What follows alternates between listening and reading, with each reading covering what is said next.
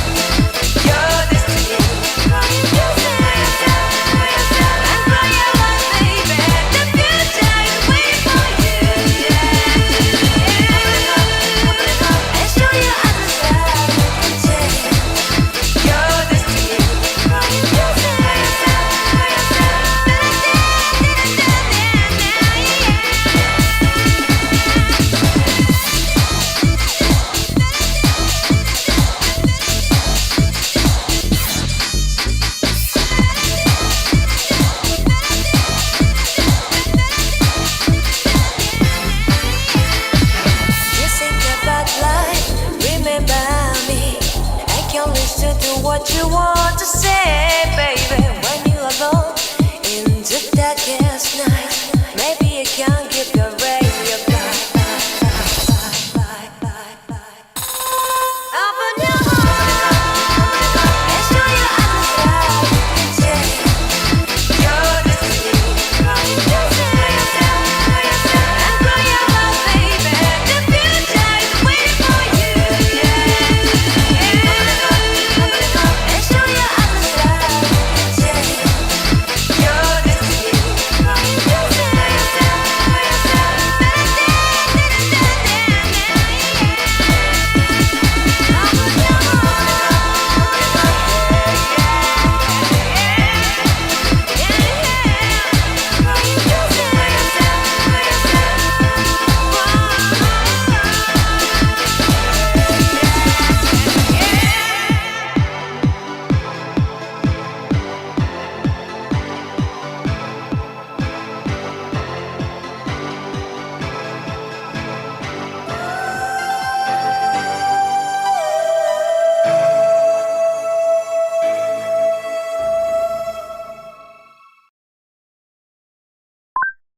Oh my god, chat. Do you know what I'm the right person for? I'm the right person to explain poggers to Sam Cedar. I'm the right person to explain Kappa to YouTube chatters that are hanging out on Twitch. I'm the right person to explain terminally, chronically, tragically online shit to people that are not any of those things, right? That's who I am. That's my... Oh my god, I knocked down my... was that? Oh, the blinker. The blinker, chat. I've got the blinker here. How are you doing? Are we going to Blinker City today, chat? Are we going to Blinker City?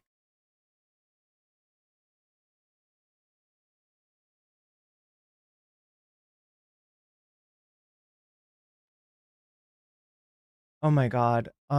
Yeah. So one in chat.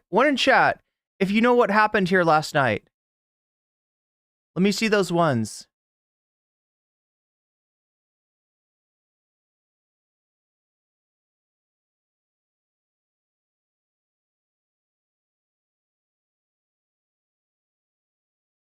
Let me see those ones if you're in the know. A fan of the McGriddle burger? That's not the kind of gritty I'm trying to hit. I'm explaining the brain rot to those without brain rot, right? That's what I'm doing. That's what I'm here for.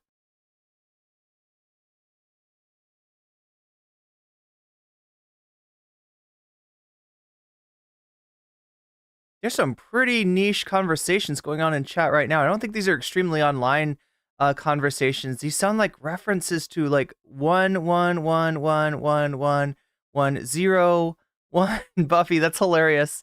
Soul Life with a 42069. Peter Banter with a 1234. Will Florida with a 0. There's some people that don't know. There's some people that don't know that a certain West Side Tyler rolled into my stream last night. Certain President Sunday rolled into my stream, and Sunday actually came on.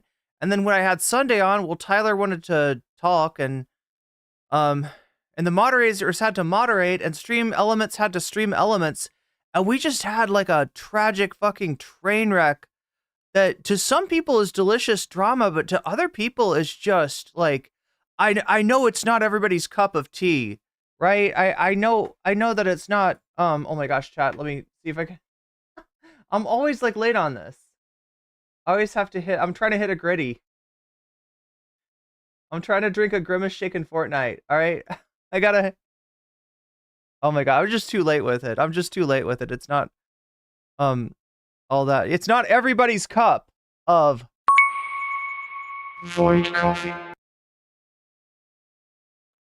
How am I doing? Southside Skylar.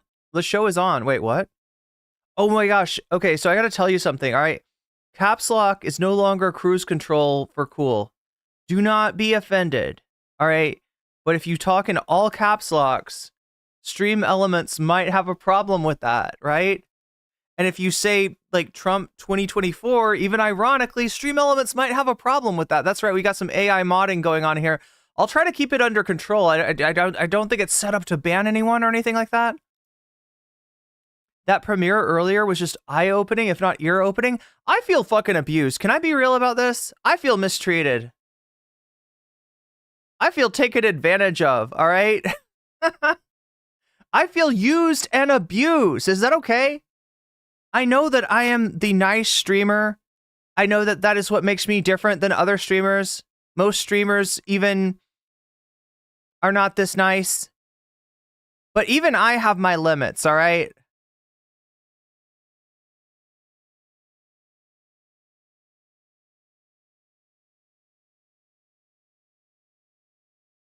Okay, so Alex, I want you to know that when a whole bunch of chatters are talking about somebody that was banned, right, it makes it look like that chatter has a lot of proxies, a lot of alts, a lot of burner accounts, and that they're trying to use it to do that. Either that or this is just like the most popular person in the world. This is going to be hilarious. Do you realize that you're making content for me right now? I gotta say, I love that name. No nuance modding reminds me of TYT. Are you talking about from Stream Elements? I mean, there's a little bit of nuance there. Come on. There's a little bit of look, I'm a friend of nuance, okay? I'm a neighbor to nuance. I'm not exactly on. There's only one. See, look, he's pretty popular apparently. Yeah, pretty popular chatter there. It must be because is he just like a meme lord or something? Like how did one chatter get so popular? That's kind of amazing. He's been in my chat before. That name sounds familiar. The name sounds really familiar. But I feel like this is a question for the mod team because I don't even know what's going on with Mr. Rubskin. All right. Stream Elements is also a Zionist bot. Stream Elements needs to get replaced. He's watching right now, but he can't chat. Is he typing right now, Michael? Is he in the room with us right now? Is your roommate? It's probably your roommate. Yeah, I think this is a chatter that has a ton of roommates. He's a streamer himself. Wow. Friend of the Drunken Peasants. Okay, so you're telling me that the mods started drama by banning a streamer. Did the streamer get spicy? What happened? I don't even know what's going on here. Anyway, I'm not trying to undermine my mod team. All right, it's hard work that they do, and I have total faith in them. And if this is a situation, like in general, people get banned for making the chatting experience less good, right? So as long as you're not in violation of that, great Nightbot replacement theory. Somebody told me Nightbot was racist. Is that true? I've heard bad things about Nightbot. Nightbot's got a bad reputation, but then again, so do I. Chat. One in chat if I've got a bad reputation. One in chat if you've heard bullshit about me.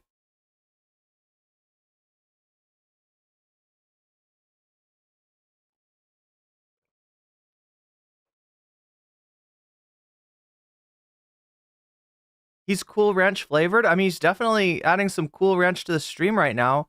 He sounds like a cult leader just a little bit. I mean, all streamers are cult leaders, except for me. I'm the nice one, remember? I'm nice. Nightbot. Yeah, Nightbot's another bot that you can use instead of the Stream Elements bot.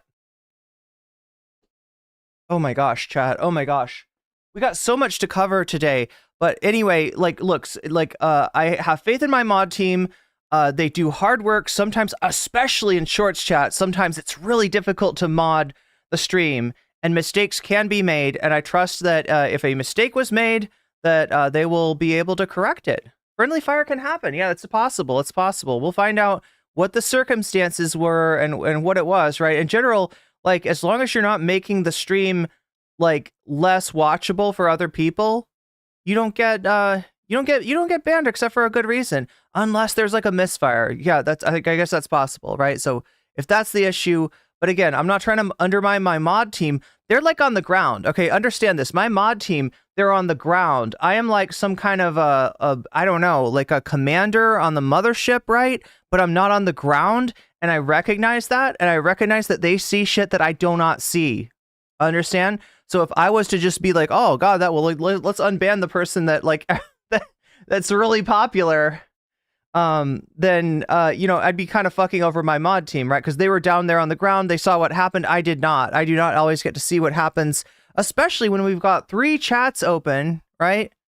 We got 3 chats open, and and there's like 1,000 people in one of them. You understand?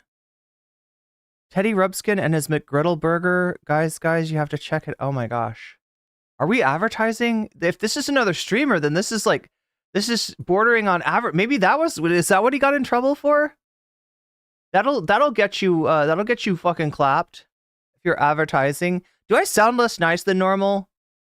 I feel like I've been pushed to the limit.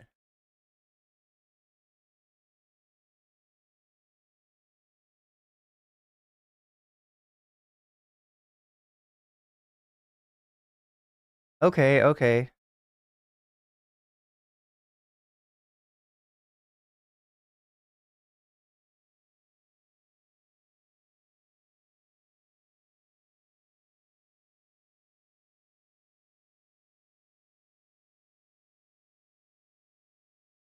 But again, the last thing I want to do is undermine my mod team, okay? Because like I said, that's like me being in a mothership and telling people like on the surface of the planet that like they're not seeing what they're seeing, right? They see shit up close, and I got faith in them to make the right decisions.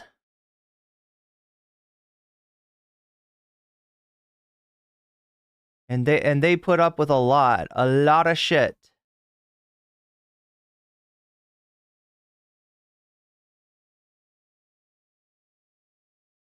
Anyway, chat. Yeah, so yeah, the reason I was asking, like, does everybody know like what happened? Does everybody know what went on? If you missed it, the video's up right now. But yeah, Sunday and Tyler rolled into my stream.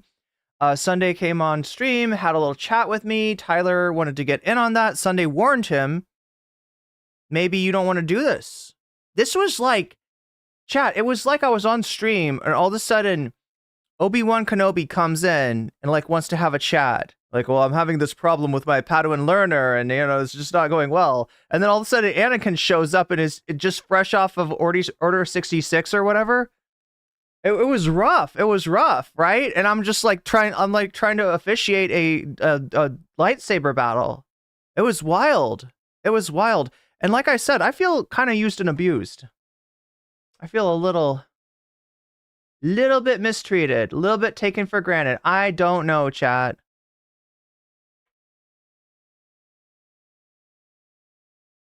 Like I said, I'm a nice person, nice to a fault. Sometimes.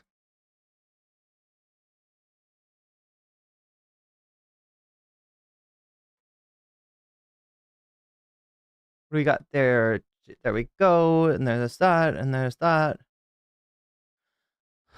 But yeah, it was pretty wild. It was pretty wild, and we're still dealing with the fallout. We're going to be talking more about that today. I'm going to be trying to finish the drama, okay? We've been going through this drama for days and days and days, and I feel like tonight, hopefully, is going to be the end of it. Actual Carmark says, I've only watched a little bit of it, but you always seem really lovely and a great teacher?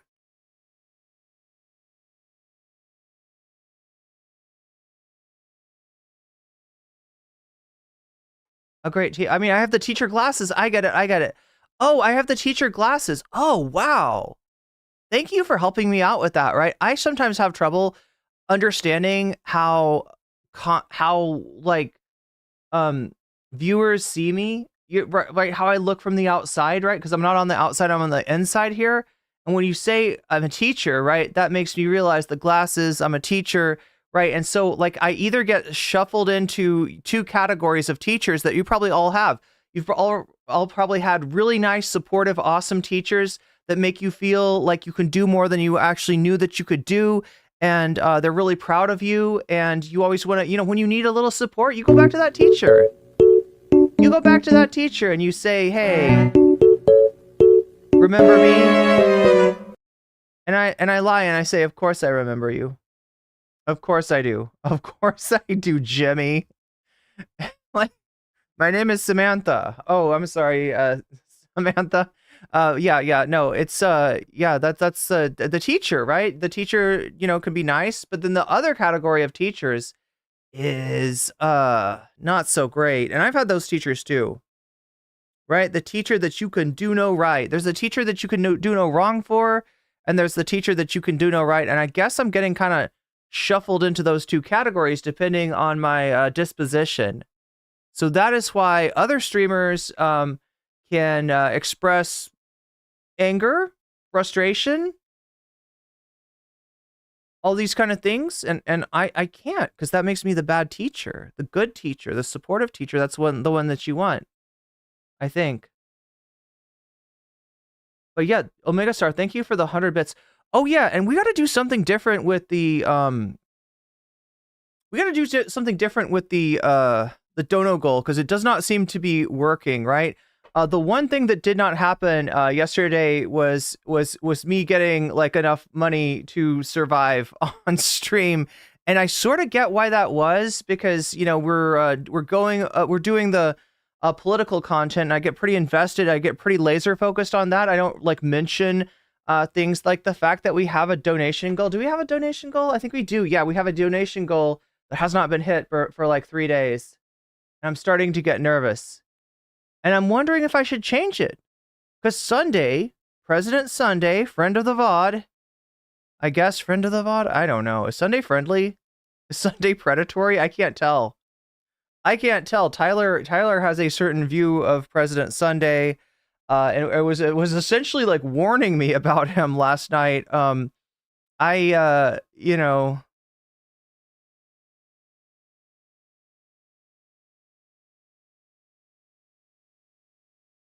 There's also a lot about Tyler's story that didn't make sense, right? And I'm still in that space where I'm not trying to be a fence sitter for the sake of being a fence sitter. But I didn't get a chance to watch the content that would have sort of told me, what this shit is all about. I just got them yelling over each other. Sunday showing some screenshots. Yeah, I mean, it was Tyler getting mad at Sunday for reacting to his epic takedown video essay in a less than stellar way, but I didn't think that Sunday was like hostile to it. That's not what I got from it. Oh my god, chat, wait. Oh shit. I thought I had my peppermint. I have this cool tincture called Peppermint Spirits. And it's like, what it is it's peppermint oil mixed with peppermint tincture. So it's like peppermint on peppermint, and you put it in your coffee, and it makes your coffee really good and fresh tasting. What's up, Galactic Streamlord? You'll finish the timestamps after? That's okay. And again, sorry about that, Narwhal. I've changed the... Yeah, some weird stuff happened after the stream too, right? So what I wanted to do with the stream was really quickly generate a video. And there's a quick way to do this on YouTube. There's 2 ways. Okay, so you remember the story about Xander Hall and Ethan was telling us that like Cherry Bread TV wasn't actually doing that much because editing a Xan video is really easy. It only takes a few minutes. You make a little thumbnail, right? And obviously, like I told you, that's not my method. That's not how I do it. I spend a lot more time. I put a little bit more effort into it. I want my shit to look good. I want my shit to look professional. I want my shit to look good. I do some editing, right? I want a video that I would like to watch, right? That's what I strive for. I strive for the videos being more enjoyable, more watchable, and more clickable than the streams. And I don't always get there, but I do my best, right? So, yeah, there's 2 ways that I generate videos, right? There's 2 types of videos that I make, and some of them are literally just cut out of the VOD. It's a segment of the VOD. I cut it out. I don't do much with it, and I don't even download it, right? Because you can do this on YouTube. You can take your videos, you can cut out a section, and you don't even have to download. And that's kind of cool because I don't know if you know this, but like downloading takes a while, and there's a limited amount of space on a drive, etc., etc. You get the idea, right? So and sometimes you want to do it quick. Sometimes you want a quick turnaround. Sometimes like this, you are in a race against President Sunday's editor. Right? After Sunday saying, well, you're gonna really make some money out of this. Stick with me, kid. Stick with me, kid. You're gonna really get that ad revenue on this video, right? And it's like, no, there's no fucking way. I stay up till 3 o'clock in the morning, and then I'm supposed to turn around and have a video ready before fucking Sunday's video. Like, I would have had to have that shit so early. Sunday's got an editor, right? It's not Sunday does his thing, makes his content, goes to sleep, and then an editor is like a little elf, right? It's like the cobbler and the elves. You know what I'm talking about? Cobbler, cobbler, mend my shoe, right? And the little elves, like the cobbler goes to sleep and the elves mend the shoe, and in the morning it's like, hey, the shoes are done. There you go, cobbler. You got a quick turnaround, don't you? That's really nice when you got a little elf living in your house. A little, I don't want to use the J.K. Rowling thing. Let's not go there. That brings up a whole bunch of extra baggage that we don't need right now. In this particular metaphor, a Queemon is going over my debate. Oh no, Queemon's watching my debate. Oh no. Look, I have no opinion about Queemon. This is a friend of Chud Logic's. I don't know Queemon. I've never talked to Queemon. I have nothing against Queemon yet.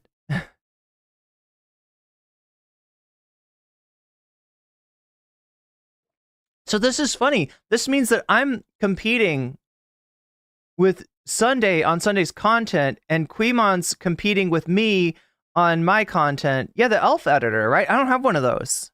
I am the elf. I am my own elf, right? I do the work. And so like I'm all bleary and I'm trying to cut out that segment. And there's two ways to edit a YouTube video. One of them generates a new video, all right? The other one takes your live stream and it edits your freaking live stream. Guess which one I did? I did the wrong one. I don't know how it happened. I was consciously, oh my God, what the fuck is up with this chair? Oh my God, chat. I don't want to have to put a chair on the throne. That would be weird to have a chair on the throne. My chair's falling apart though. My chair's falling apart. Yeah, there's a lot of weird shit, sussy stuff on Twitter right now, Shaxba. I've seen that. There's a lot of fucking leftist fail on Twitter that I don't want to. We don't even have time to get into right now because we got content. We got to cover that content. We got to cover the So yeah. Anyway, what I was trying to say is that like I end up editing the VOD down to what I want for the video. So the VOD is just the segment. And then I realized that this has happened and I had to go to Twitch and I had to use a highlight and upload the highlight, and that takes forever. I like to do it all on YouTube if possible, right? But I couldn't do that. And then so the VOD was weird, and Narwhal's talking about putting timestamps on the VOD. I really feel bad for you, Narwhal, if you had to put the timestamps on the VOD when it was cut down to like, 2 hours. And now that it's like not, that you have to redo the timestamps. I hope that's not what happened.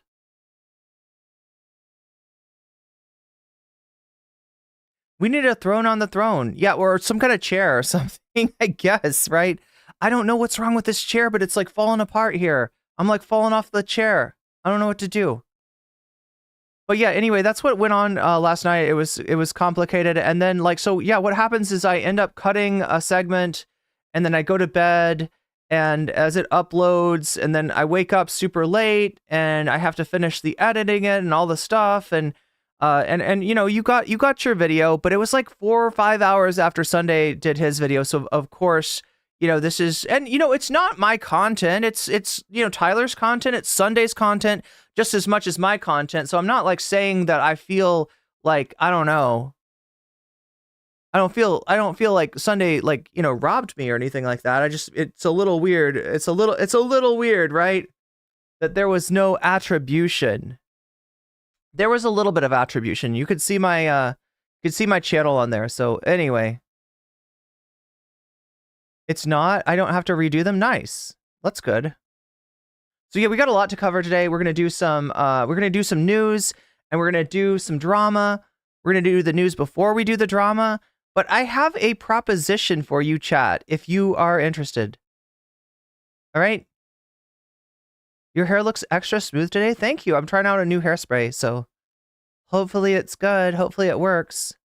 So here's the idea. All right. We've been doing, oh my God, capuchins. I love it. I love to see it. Do you still have a yoga ball? I do, but if I sat on my yoga ball, you wouldn't see me. I'd be down there, right? I've got kind of a high chair, and I've got kind of a standing desk. I don't know. I should probably put my desk back up or something. But anyway, we gotta, so here's my proposition, okay? That's not right.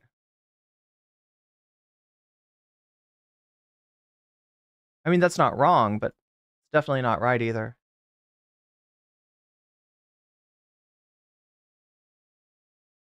Yeah, there we go. So this is the dono goal, all right? The idea here is that there are 4 possible subjects. You get to vote on them, and when you donate, you get to increase the score, right? So whatever they've got on the score, whatever they've got getting in terms of percentages, you can add some percentages to the subject of your choice by donating. If you choose to donate, if you can donate, right? That you push the dono goal further. If we get to 100, which most of the time we do, except for recently, for reasons, for like understandable reasons, right?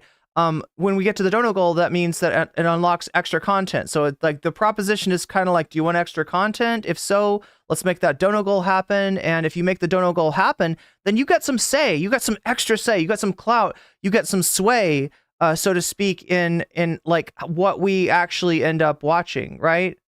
And so that's the value there, right? Now, this is adapted, I think, from Sunday Stream. I think I got the idea from the way that President Sunday does his dono goal.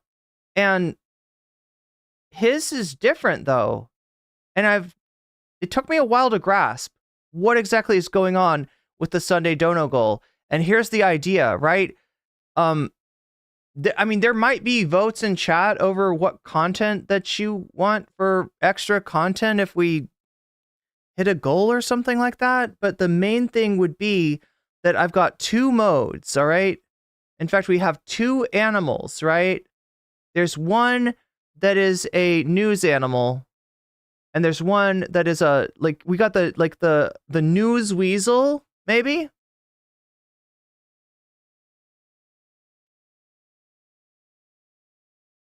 What would it be? Like a news weasel.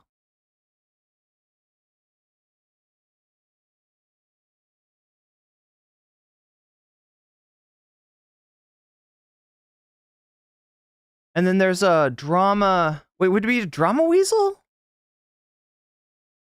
And you feed them, right? There's an animal over here for news, and you feed it. And news weasel and a drama Waluigi? Something like that?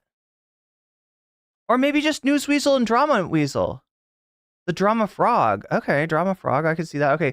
So yeah, you feed them. You feed them. When you donate, you feed one or you feed the other. And when I'm watching news and you're feeding the drama weasel, when the drama weasel gets full and it gets full with 100, then we move to drama. And then when I'm watching drama, same thing. If the news weasel fills up, gets full, gets enough food, then we go to news. I think it's something like that. Hungry weasels. Oh my god, thank you, Gabby. With the NoCom membership. Gabby, I still need to know if you play video games and if you want my like Steam. That's one of the things I've looked at the perks for NoCom, and they're pretty serious. There's some serious perks, right? There is a new desktop. There's a desktop. There's desktops that come out hopefully monthly. I'm going to try to do that monthly, based on the the starting soon screens, right? And you get that, and you also get my tag, my gamer tag on Steam. So if you play any of the same, like the thing is right now I'm only playing Rocket League. I feel weird because I think I played more video games when I did that. When I added that, I played Valheim and a whole bunch of stuff. But yeah, I'll just put my tag in the NoCom. So yeah, like there's different tiers of you may have noticed of memberships, right? And anything from NoCom to Secret Halo to what am I thinking? To Weird Champs. Yeah, there's 3 different tiers, just like there's 3 different tiers for Patreon. I think there's 3 different tiers for Twitch too. And I try to add on some perks for each of the tiers. And I want to make sure that everybody that's supporting me is getting the perks that they're supposed to get. So how does one check on every single ban? Ooh. See, here's the problem, okay? Toggle cat ears. Okay, I can do that. This is a good time for that, Omega Star, actually. If I can find the cat ears, that is. Oh, there it is. Cat ears. Cat ears. Cat ears, you say? I should probably have a butterfly redemption too. Like that, yeah, I feel like that's what Twitch should be, is like I put on more bling. The secret Hazel. I guess they're secretly Hazel. No, it's the secret Halo. You're a gamer now. Well, if you're on Steam, then yeah. And I'm trying to think what else. I don't know if Xbox works the same way, but I'm also on Xbox. What is it called? The Gamer Pass? The Game Pass? I'm also on that, but it's mostly Fear and Loathing in Las Vegas. No. I'm mostly playing Fallout New Vegas these days. Although I could definitely give 76 a try. 76 is a multiplayer, but multiplayer shit is it's so involved, right? The last multiplayer thing I think I did was Valheim, actually. But anyway, yeah, that's what's going on. So I'm asking you, chat, what you think. If we should change the dono goal, which I think is a little bit complicated, maybe. I feel like I spend a little bit of time explaining that. And, you know, it's not as interesting for me to explain the dono goal as it is for me to do content. And that's kind of what I'm here for. And that's what I'd rather do too, right? If I could never have to mention that stuff and be financially treading water, I would be happy. I would be massively happy. But yeah, it does seem like there is a difference when I talk about the dono goal versus when I ignore the dono goal, and the difference is I, you know, either make enough money to keep the stream going or I don't. And that's kind of a temporary thing, right? The channel's growing. We're going to be at 10K really soon. The channel is growing so fast. In the last 2 days, the channel has grown by almost like 1,000 subscribers. And that is kind of unprecedented. I don't know anybody else who has that kind of growth, especially at my size. It's kind of amazing. Look, Tyler and Sunday, right? Tyler was trying to mog Sunday. Tyler's trying to say, your channel's been at 17K forever, and my channel's growing fast, and I'm an up and comer. And like, I don't know, it kind of gave me Alec Gunter a little bit, right? The up and comer. Do you remember the up and comer? Is that from Destiny coming in your, anyway? No, chat, but like that, but yeah, Tyler's like trying to mog Sunday. Sunday's saying Tyler's not even a man. Like, you know, there's all this like back and forth. There was all this toxicity. There was all this ableism, and a lot of people in chat did not appreciate that. But I kind of stayed silent, because if we're gonna go by Tyler's standards, right, that your acumen as a streamer is all about your recent growth, well then, Tyler, I know this isn't exactly the largest stream out there. Oh, you don't say, Tyler. Is that right? Is your stream bigger than mine? Is your stream bigger than mine, Tyler? Is that right? You got more subs than I do? Interesting. Well, we'll see where we're at in a couple months, bud. We'll see where we're fucking at that point, all right? No, but I'm not like that. I'm not trying to mog people. I'm not trying to fog people. I'm not anything like that, right? I'm just nice. And I would like to just exist and make beautiful content and have an awesome community and just focus on that. That's really what I want to do. But yeah, chat, what I'm trying to get to is that, like, you know, we saw Xander Hall's numbers, right? Xander Hall's at 90,000 subscribers, right? When you're that size, you make a substantial amount of ad money. So, right, if I'm making enough ad money, then it's just like any sort of, you know, super chats, memberships, that's just like gravy, right? It's gravy on top of a full banquet, right? And I'm at the point where I am eating rice and beans. I'm not at the full banquet. I'm barely scraping by. So I'm in the position where I do have to talk about that stuff, apparently, right? We did a little test of what happens when I don't, and what happens is that I shrivel up and I disappear. And I don't think we want that. So yeah, we're gonna have to do some kind of something, okay? And the choices that we've got, right? The models that we've seen that work, are this dono goal, which is a little bit annoying, and I get it, especially VOD gang out there watching that. You're like, watching the VOD, I'm not in the stream, I'm not part of this. Why are you making me listen to this like horse race between different topics that you could cover? You've already either covered that topic or you didn't cover that topic, and there's nothing that I can do to affect that. I feel you, VOD gang. Oh my gosh. I understand that. But we've either got to do this or we do the Sunday thing, right? And the Sunday thing is wait, Gabby, I think you put us to like 20% of the dono goal with just that sign up for Nocom. Thank you. So we're off to a really auspicious start, and you can all thank Good for Gabby for that. That is awesome.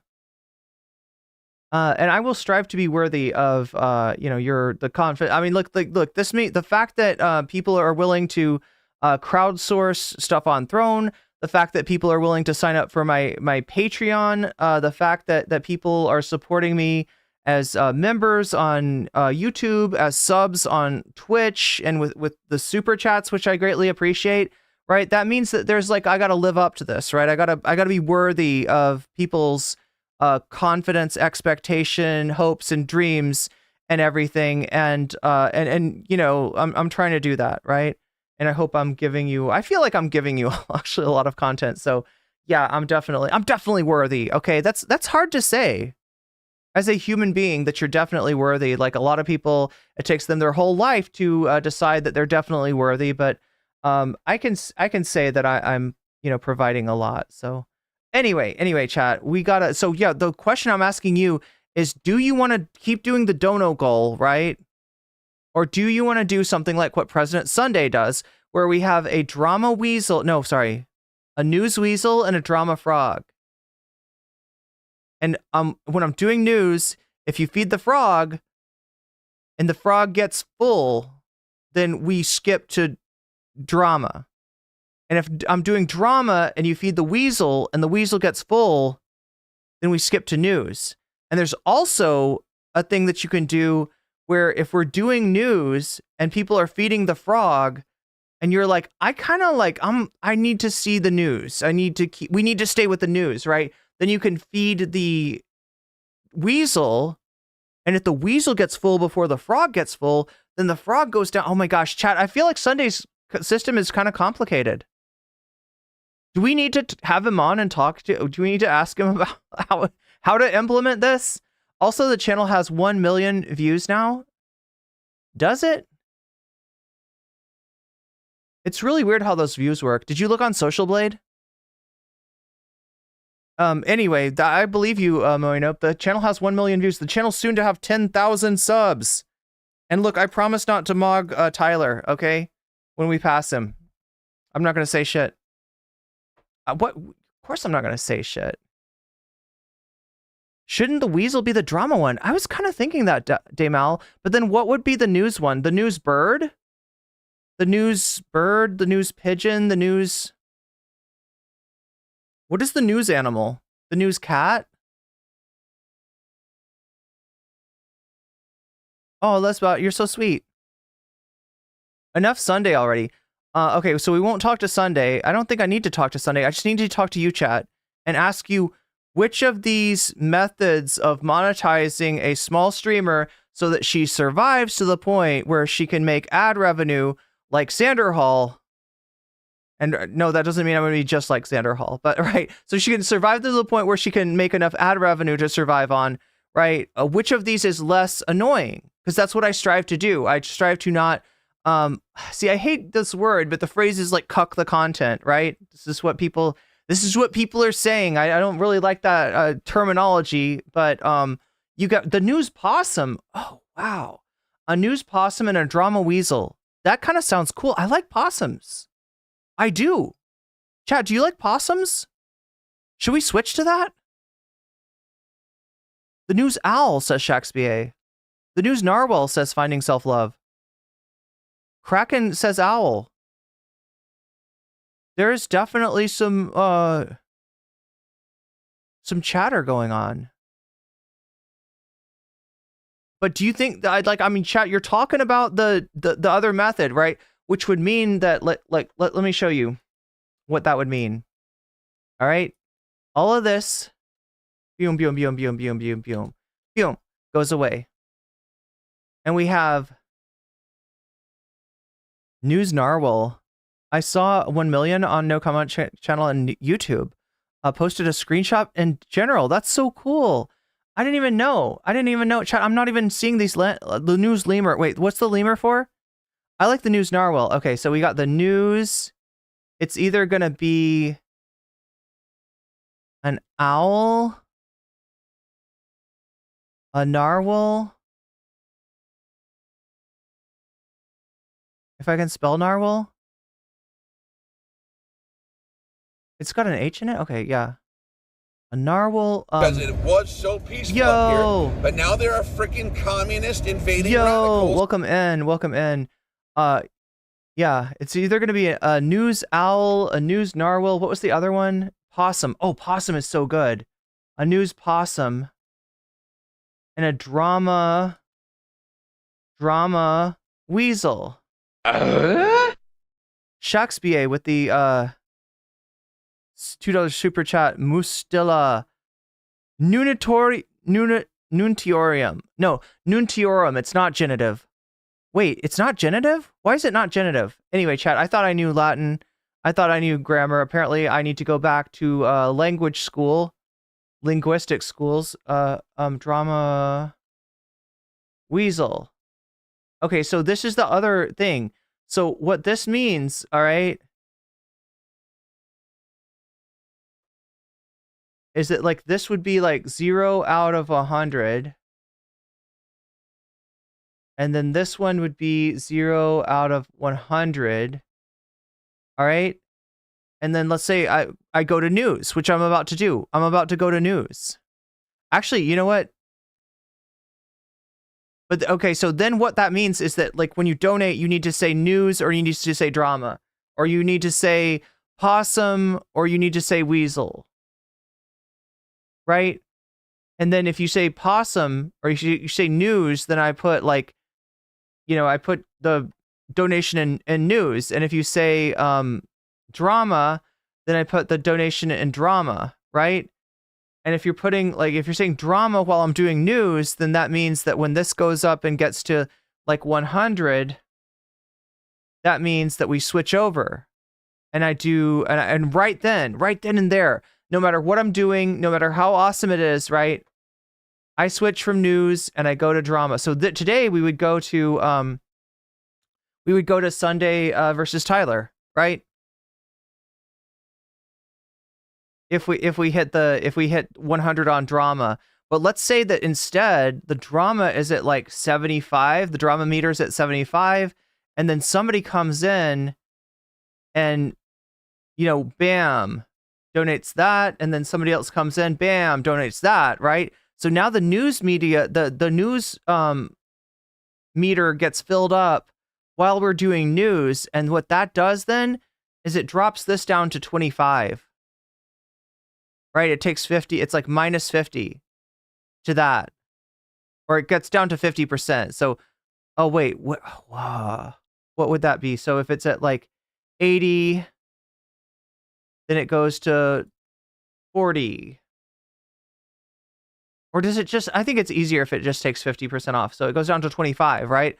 So that means that people are just really feeling the news and they want the news to continue, and the news will continue until morale improves. What do you think? Is this better? Is this better? Is this worse? I know you got a shit ton of new subs anyway. True. It's like doing taxes. Which one's more complicated though? Because we got this one. All right. It's the one that we've been doing, and we can stick with it if it's good, if it's not annoying. But I'm just worried it's annoying.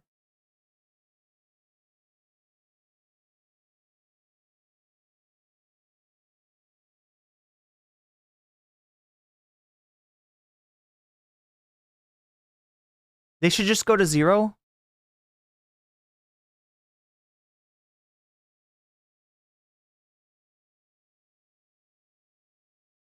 There's a lot of memes about possum screams. News makes me want to scream most of the time, so possum kind of works for news.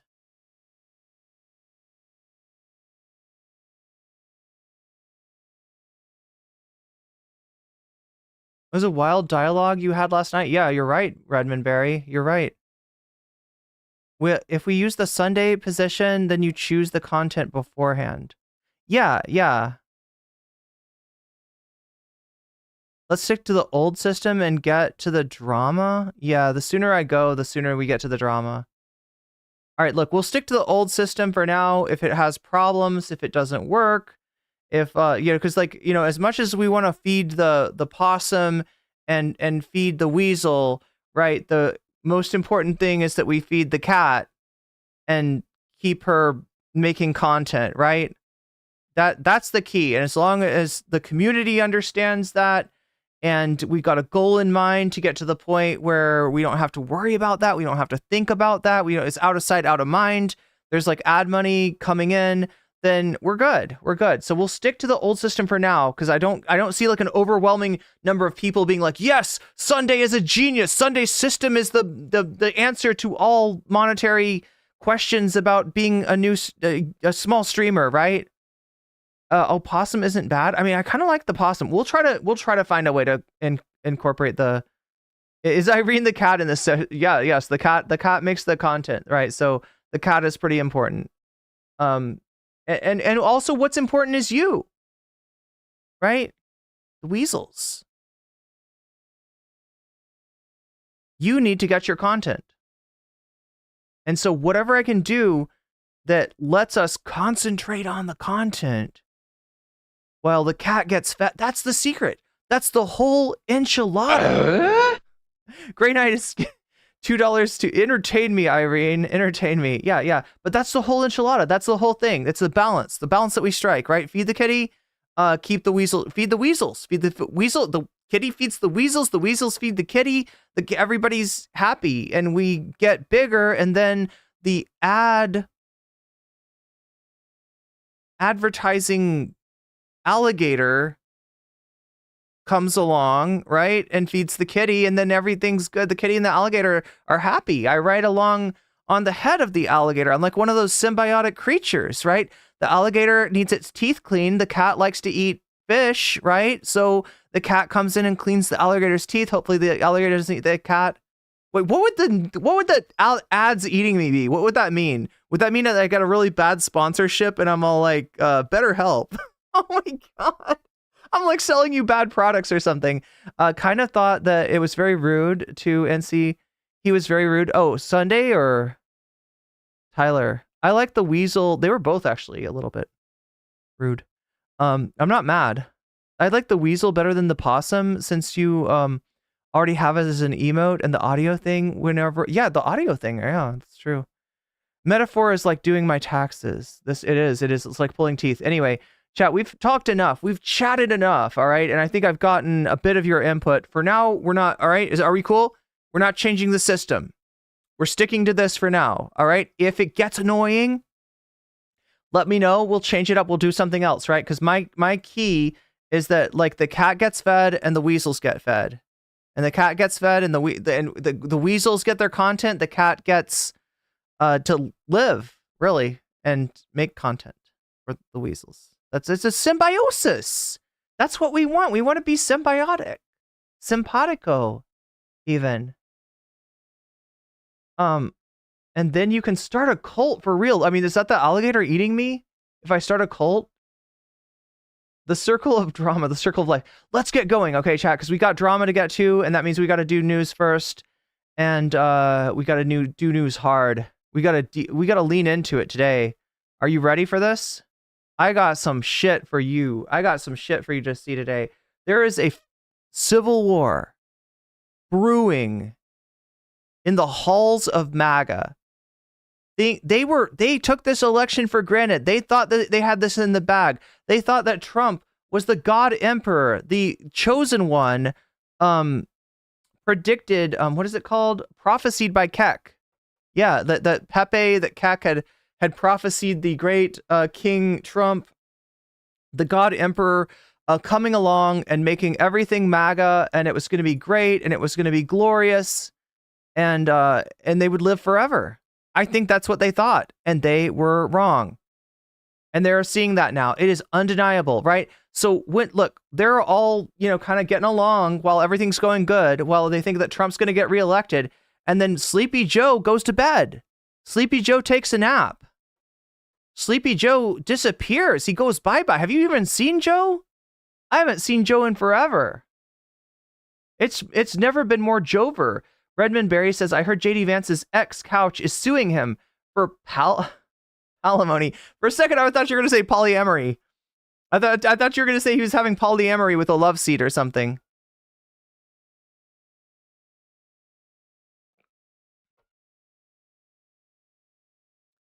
But anyway, we got MAGA declaring war on Trump. Oh my God, why does it say gaming? Let's change that. Fuck me. Why does it think that's war? That's why it thinks it's gaming. It's like, oh, in a video game. I'm like, no. I'm almost tempted to actually do politics on the short stream. But yeah, friends of Rubskin, understand I'm talking with the mods. We're trying to get the story. We're trying to figure out what happened. And we will see what we can do for you to get your cult leader back. No, just kidding. I'm sure that Teddy Rubskin's not a cult leader. Not everyone's a cult leader, chat. Just Demon Mama Vosh and all the White Leaf. They're the cult leaders over there.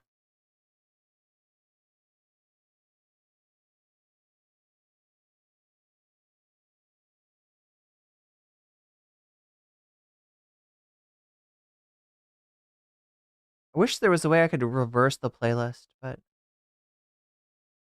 let's start off with the war on Joe Rogan, or the Joe Rogan war on MAGA. Either way, chat. Oh shit! I gotta press. All right, guys. So we got some trouble.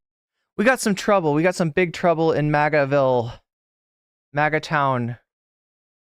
It's not going great. It's not. The vibes are not immaculate in MAGAville. Let's just put it that way. And we got to see what's up. And for that, there's one button that I need to press. I'm not super happy with that. Let's try that again.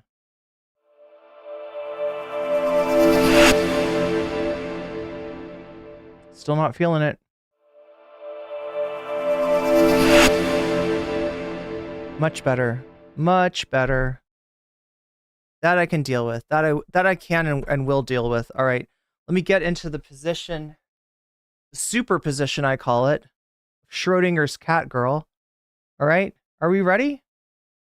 It's not a bad sync, Redmond. It's an old computer, right? And if you want to help me get a better computer, you can do that by donating to my throne.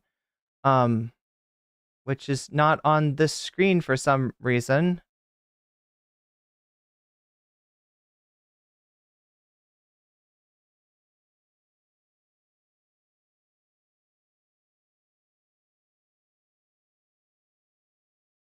Studio mode.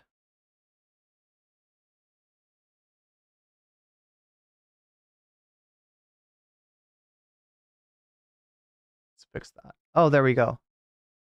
There we go.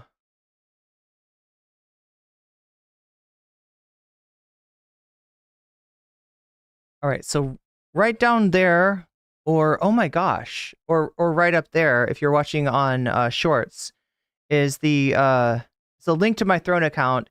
If you want to help me have a slightly better computer, I do have two 16-bit RAM sticks.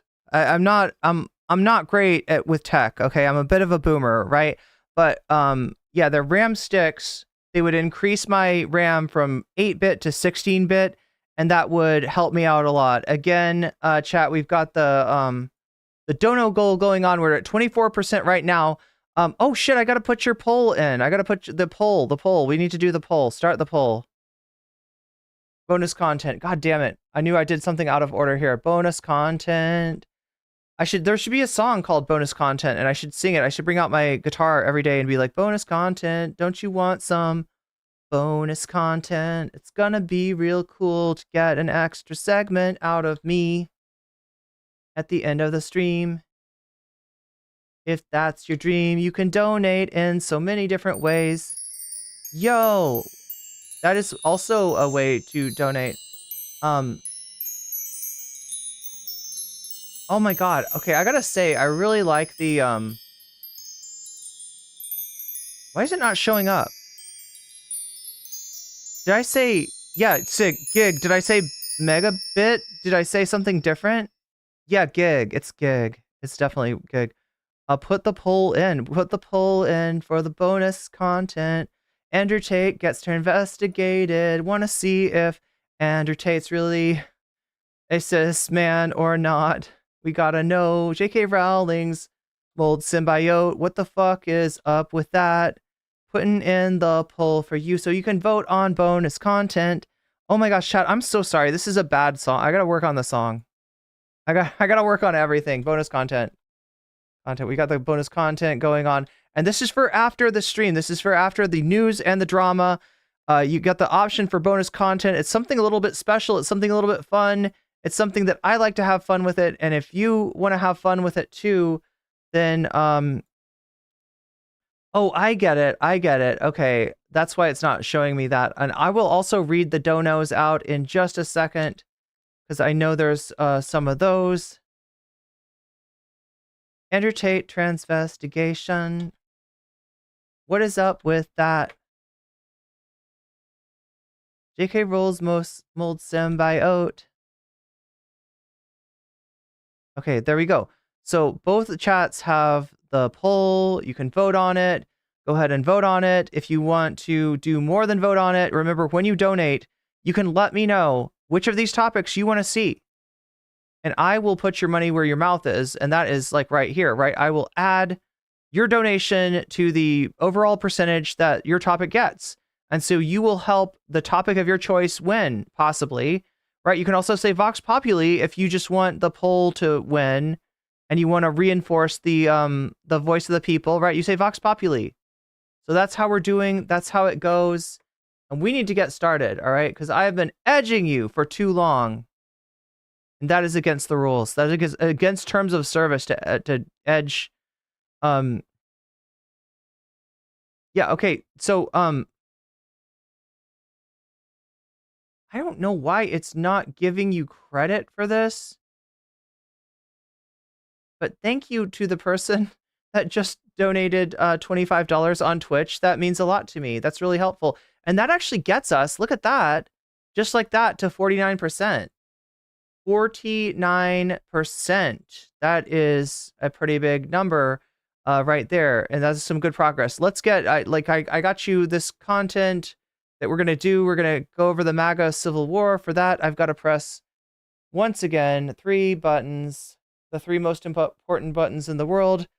This button, that button, no, not that button, this button, and then hopefully this button works this time.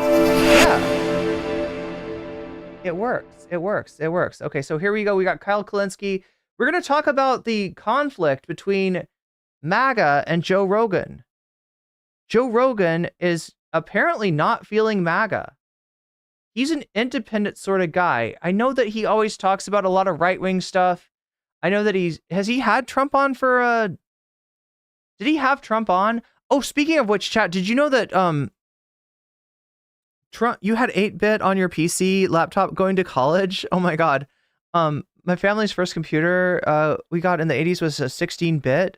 Oh my God, it was a literal, still better than Demon Mama song. Yo, chat. Oh my God. Chat's making me laugh today. Sorry to tell you, the fact there's no MAGA Civil War. We'll see. Guy goes golfing. That is not what Nick Fuentes told me in my Discord DMs that I totally have with Slippery Nick. In paradise here to talk to everybody about. So Joe Rogan was doing his podcast the other day, and there was a moment in the podcast where he said some very kind and complimentary things of RFK Jr., and this sparked... Now, here, let me give you something, all right? MAGA chuds in my chat. I don't think that Joe Rogan hates you. I don't think that Joe Rogan hates Donald Trump.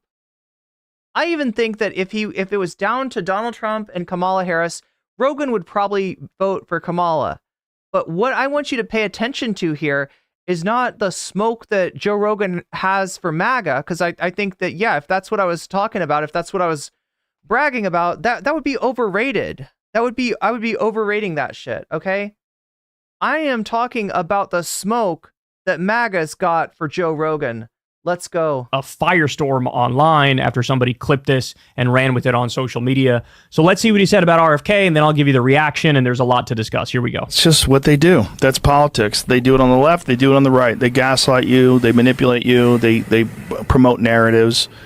And the only one who's not doing that is Robert F. Kennedy Jr. You a fan? Yeah, I am a fan. Yeah, he's the only one that makes sense to me. He's the only one that he doesn't attack people. He attacks actions and ideas. It's hilarious to say you got all these people in politics promoting narratives, but you know who doesn't do that? RFK Jr. That guy's a narrative king, man. That guy is soaking in narratives, and we've all heard them 1,000 times. You know, the vaccine, the most extreme conspiracy theory you could come up with about the vaccine that happens to be true, and he's got his standard talking points he goes back to. Ridiculous. Anyway, let's keep going here. He attacks actions and ideas, but he's much more reasonable and intelligent. I mean, the guy was an environmental attorney and cleaned up the East River. He cleaned up the Hudson River. So look, I'll play it for you one more time. Draw your own conclusions on this, but keep in mind, as you're listening, do you think this constitutes an endorsement of RFK? Here we go. That's politics. They do it on the left. They do it on the right. They gaslight you. They manipulate you. They promote narratives. And the only one who's not doing that is Robert F. Kennedy Jr. You a fan? Yeah. RFK, known for not gaslighting or manipulating or spreading narratives. Yeah, he's the only one that makes sense to me. He's the only one that he doesn't attack people. He attacks actions and ideas, but he's much more reasonable. So I got some questions in chat, like, who is this guy? You all know Joe Rogan, of course, but the silver blonde gentleman with the goatee down here is one Kyle Kulinski of the channel Secular Talk. Secular Talk. He's been doing news and politics for a long time. He's married to you might have heard of her, Crystal Ball. He has actually a podcast with his wife, Crystal Ball, and he makes the rounds. And intelligent. I mean, the guy was an environmental attorney and cleaned up the East River. I mean, he's a legitimate guy. So RFK saw this. He came out very excitedly and basically thanked Joe for being a voice of reason and thank him for the endorsement. So Joe Rogan, after this video came out and it went mega viral on social media, he sees, the video right here. This guy tweeted, happening now, right-wing X is shredding Joe Rogan for endorsing Robert F. Kennedy Jr. in his podcast. Okay, so Rogan. So that's what I'm talking about, right? There's your civil war right now. This guy wants to vote for somebody who is further to the right, further in the direction of conspiracy theories, and further along the anti-vax spectrum than Donald Trump. Donald Trump is probably anti-vax on some level, right? I mean, he did a terrible job presiding over the largest public health emergency that the United States has suffered and the world has suffered in like 100 years. So, I mean, I'll give him credit for that, all right? But RFK, he says it with his chest. He lets the brainworms do the talking, okay? And Donald Trump is a little bit of a scared coward. I'm sure he's anti-vax too, but he likes to kind of be like, oh, but I also did Operation Warp Speed, right? So Joe Rogan, super anti-vax, who's he going to go with? He's a real one. He's a real one. He's not voting for the Uniparty. He's voting with RFK. He's going independent. You know this guy. He's an independent sort of guy. Quote tweets this and says, MAGA can't hold him down. Sorry. As for the record, this isn't an endorsement. This is me saying that I like RFK Jr. as a person, and I really appreciate the way he discusses things with civility and intelligence. Expeditious Mallard says, worms are grooving. Yeah, and vibes are immaculate. I think we could use more of that in this world. Let me just pause to say, you guys have seen a lot of RFK floating around online. Grey Knight says, Donald Trump is not anti-vax. He just toes the line because of his base. Well, whatever. He's definitely a fence rider. Either way. You've seen him on various podcasts. You've seen Crystal debate him This is a Joe will only go vote for you if you go falconing. Good point. guy who said like Palestinians are one of the most pampered groups in the world. I did not know that. Anybody hear this? Can anybody confirm this quote for me? Did Joe Rogan really call Palestinians pampered? Oh my God, chat. This is new to me. The idea that he's got civility and intelligence, it's also hilarious to portray yourself as the anti-war guy as you're actively cheerleading Israel committing a genocide. All right, but let's put that aside. He continues. I also think Trump raising his fist and saying, fight after getting shot is one of the most American fucking things of all time. I'm not the guy to get political information from. If you want that from a comic, go to comic Dave Smith. He actually knows what he's talking about. So yeah, this is Joe Rogan being like, I'm a birthday boy. Don't hit me. Don't hit me. I'm a birthday boy. It's my birthday. He doesn't want this smoke. He's like, hey, I don't know politics. I don't know anything. I'm just doing my thing. I'm just smoking my fucking blunt. I'm just voting for my anti-vax candidate. Leave me the fuck alone. We've had Dave Smith on Crystal Kyle and Friends. Dave Smith is a tried and true diehard libertarian. Okay, now here's something I want to say about Dave Smith, right? He is not just a libertarian. There are different flavors of libertarians. All right, I am not the utmost expert on all of the little divisions between the right wing. I try to keep current, but there's a lot going on, right? Libertarians have something called the Mises Caucus, right? That's the most conservative wing of the Libertarian Party. You could even call it MAGA libertarianism, right? And it's like the Mises Caucus, they're all obsessed with Austrian economists and stuff like that. They're super socially conservative, super right wing. Kind of buck some of those trends of libertarians, of the general Libertarian Party. And these were the people that were cheering for Trump at the Libertarian Convention. You had a good portion of the Libertarian Convention booing Trump, right? The traditional libertarians, I guess if you could call them that are just all about live and let live, and they're socially liberal but economically conservative. Those people don't like Trump, but the Mises Caucus does, and that's who we're talking about here. That's his perspective. Okay, he comes from a very specific, particular ideological perspective. I'm not even saying anything here that Dave Smith would disagree with. He would say, no, Kyle's right. I'm a libertarian. So just understand when he's, get your information from Dave Smith. If you want to get a libertarian perspective, sure, you can go to Dave Smith. But what's funny is, so he says, don't get your information from me. This is something that Rogan says all the time, even though he's like one of the most popular podcasters on the planet. It's kind of hard for you to say that and everybody to listen to that, but nonetheless, he says that. Well, Dave Smith fucking hates Trump. Dave Smith has been ripping Trump an asshole in 14... Oh shit. Wait, is he von Mises? Can we confirm this? Is Dave Smith von Mises? 1,000 new ways that Rogan himself hasn't even engaged in. Right? So he's like, no, I don't hate Trump. And this wasn't an endorsement of RFK. If you want real information, go to Dave Smith, where he will rip Trump worse than I ever have ever. So there's a little bit of a breakdown there. Now, okay. So I'm still not done. He's deflecting then. He's deflecting, right? He's pretty much saying the same thing, but I don't know. Does he think that right-wingers don't know about Dave Smith? They don't know what his perspective on Trump is? So those things happened before Trump weighed in at all, okay? Rogan gives the sort of semi-endorsement, says very positive words of RFK. Then Rogan sees there's a response to it online, so he comes out and says, just so you know, this isn't an official endorsement. I was just saying I kind of like the guy. Trump chimes in.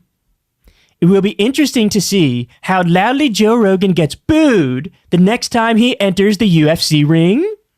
MAGA 2024. Now, did Donald Trump see Joe's response? I don't know. I don't know if... Wait, this is kind of wild, right? Because I'm seeing right here 2 years ago, Dave Smith endorsed Blake Masters. Trump saw the second thing Rogan said there. Yeah, he is Mises Caucus, so I got that. I got that. Jesus fucking Christ! This guy is a clown who has absolutely nothing to do with us.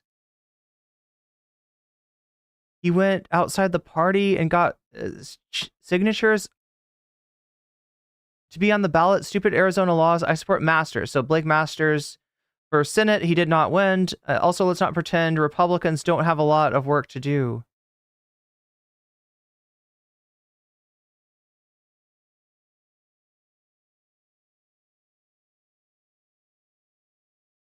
Libertarian Party candidate. Wait, is he? God damn it.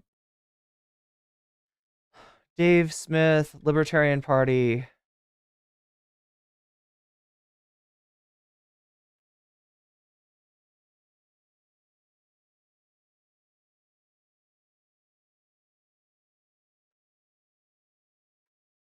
Where he was like, hey, this isn't an endorsement. And when Trump got shot and said fight, that was one of the most badass American moments of all time. I don't know if Trump saw that, right? He may have only saw the first thing about RFK and he decided, I'm going to go after Joe Rogan. Again, I don't know if he saw that or didn't. Okay, so he said he will not support the 2024 Libertarian Party nominee, Chase Oliver. Chase Oliver is the candidate from the kind of the anti-Von Mises wing, from what I understand, saying that he did not do enough to fight COVID policies such as lockdowns and vaccine mandates. Had the same kind of criticism for the 2020 nominee, Joe Jorgensen. So that's the best I have from him right now as far as who he supports. He's not supporting Chase Oliver. I don't know. Maybe is Kyle wrong on this? Like, he might have criticized Trump, but if he's not supporting Chase Oliver, who is he going to support? See that. But what the fuck are we doing here? All right, so let's talk about this from a number of different perspectives. As you can imagine, I have very strong thoughts on this. So let's start with Rogan. Look, I know Joe. I've been on his podcast a number of times. He's a super nice dude in person. Okay? He's a very, very sweet guy, takes care of everybody around him, etc. What I would say to Joe is this. You definitely think RFK is the best candidate. And by the way, I can determine that based on the stuff you talk about on your podcast all the time, right? Like, and I haven't watched him regularly in like 2 years or more, but even the little bits and pieces that I get from where I'm sitting, very clearly you think RFK is the best candidate. Say that shit with your chest, man. Say it with your chest. Stand on business. Be like, yeah, I said it. Yeah, I believe it. And here's why I believe it. And I'll get into more specifics and more particulars. So he clearly believes that. He clearly feels that. Clearly, the thing that he said in that podcast is the thing that is actually in his heart and in his mind. So stand on that. I don't like, why would you dip your toe in the water and then run away? By the way, this is what happened. Remember, Joe in 2016, was it 2016 or 2020? I don't remember which one, but one of those, he endorsed Bernie Sanders effectively. But it was the same kind of endorsement that you saw of like RFK here. All right, chat. I cannot find an endorsement for Dave Smith. I don't think he's made his presidential preferences known yet. So yeah, that's not a thing as far as we know. All we know is that he's not a fan of Chase Oliver. So Kyle kind of implied that this guy does not like Trump. I want to make sure that in this world. Let me just pause to say, you guys have seen a lot of RFK floating around online. You've seen him on various podcasts. You've seen Crystal debate him. This is a guy who said like Palestinians are one of the most pampered groups in the world. Oh fuck, it's RFK who said that. I'm glad I caught that. The idea that he's got civility and intelligence, it's also hilarious to portray yourself as the anti-war guy as you're actively cheerleading Israel committing a genocide. All right, but let's put that aside. He continues. I also think Trump raising his fist and saying, fight after getting shot is one of the most American fucking things of all time. I'm not the guy to get political information from. If you want that from a comic, go to comic Dave Smith. He actually knows. Okay, now here's the funny thing about Joe Rogan. All right, I have got to call into question his comic card. All right, I'm not sold. I don't like. I know he calls himself a comic. I know he's done stand up, right? I don't think Joe Rogan's funny. Like, look, if you have to buy and own a comedy club in order to call yourself a comic, and you go on and you won't allow cell phones in your audience, right? Are you really a comic? That's like Brianna Wu paying Wick money to be on stream, paying different people money, getting on Destiny's stream, getting on whoever's stream and being like, I'm a streamer. No, Brianna Wu, you're not. You are a lolcow from the early 2010s and a failed political candidate, but you are not a streamer. You have never been a streamer. You do not have an audience. You do not have a following. You don't have shit. I gotta chat. Can we get the Bo Blacks? Bitch, you have nothing. We gotta get that. Brianna Wu's not real. And look, Joe Rogan, he's been successful at a lot of different things. I'm not trying to take that away from him. He's a podcaster. That's what he is. He's a motherfucking. Why is he trying to be a? Oh God, Bo Blacks is back. God, I'm not even here. Here we go. Wait, Bo Blacks, bitch, you have nothing. We gotta hear that. That's like one of my favorite moments. Bitch, you have nothing. That's what I want to say to Brianna Wu every time I see her.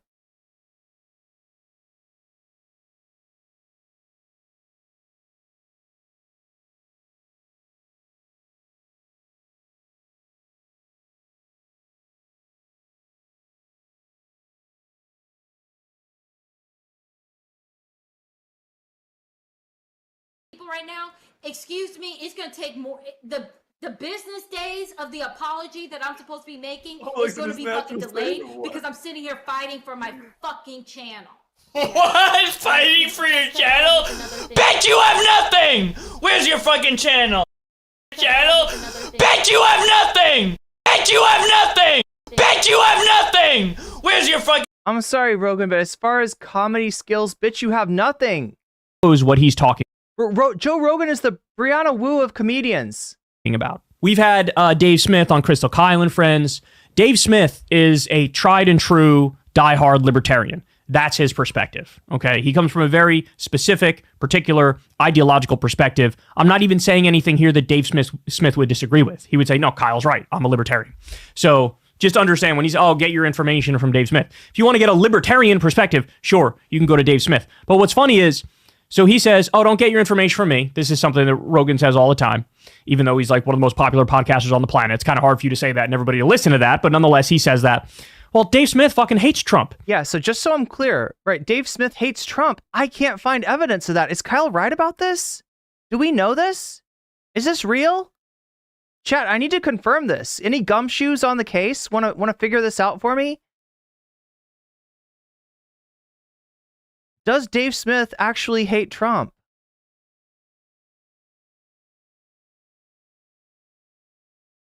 Again, I'm going to read super chats after this segment, okay? Yeah, if you're super chatting, make sure to let me know which of these topics you want so I can add your super chat to the overall score, right? You're voting right now in chat. Keep on voting. But just know that when you donate, you're able to add a little bit of extra. You can add your donation as a percentage to the topic of your choice. You make the dono goal go up. You make it more likely that we'll get some bonus content. And you also get to make it more likely that the topic of your choice will get covered. So make sure to tell me. That goes for memberships, gifted memberships, Patreon signups, everything, anything. Dave Smith has been ripping Trump an asshole in 14,000 new ways that Rogan himself hasn't even engaged in. Right? So it's like, no, I don't hate Trump. And this wasn't an endorsement of RFK. If you want real information, go to Dave Smith, where he will rip Trump worse than I ever have ever. So there's a little bit of a breakdown there. Now, okay. So I'm still not done. So those things happened before Trump weighed in at all. Okay? Rogan gives the sort of semi-endorsement, says very positive words of RFK. Then Rogan sees there's a response to it online, so he comes out and says, just so you know, this isn't an official endorsement. I was just saying I kind of like the guy. Trump chimes in. It will be interesting to see how loudly Joe Rogan gets booed the next... Okay, so just to follow up on what Kyle's saying about Dave Smith, right? I'm seeing here, it's funny how Dave Smith has gone from Trump should be charged for war crimes to this, right? Here we go. Yeah, I think Kyle's wrong. All right, chat, look, I'm going to be honest with you, all right? Trump fans, I'm going to be honest with you, all right? Kyle apparently has not updated his perspective on Dave Smith, because, yeah, he used to say shit like Trump should be charged with war crimes, and now he's reposting Donald Jr. Dems and their friends in the media knew exactly what they were doing when they called him literally Hitler. So, yeah, Dave Smith, how the fuck can you say he's literally Hitler when democracy is on the line, but we wish him a speedy recovery. Is he saying literally Hitler? That's something that wait, Dems didn't call him literally Hitler. That was JD Vance. Chat, there's a lot of weasels out there. There's a lot of liars. Dave Smith sharing the same sentiment as Nick Fuentes regarding Trump's loyalty to the Israel lobby, June 12th.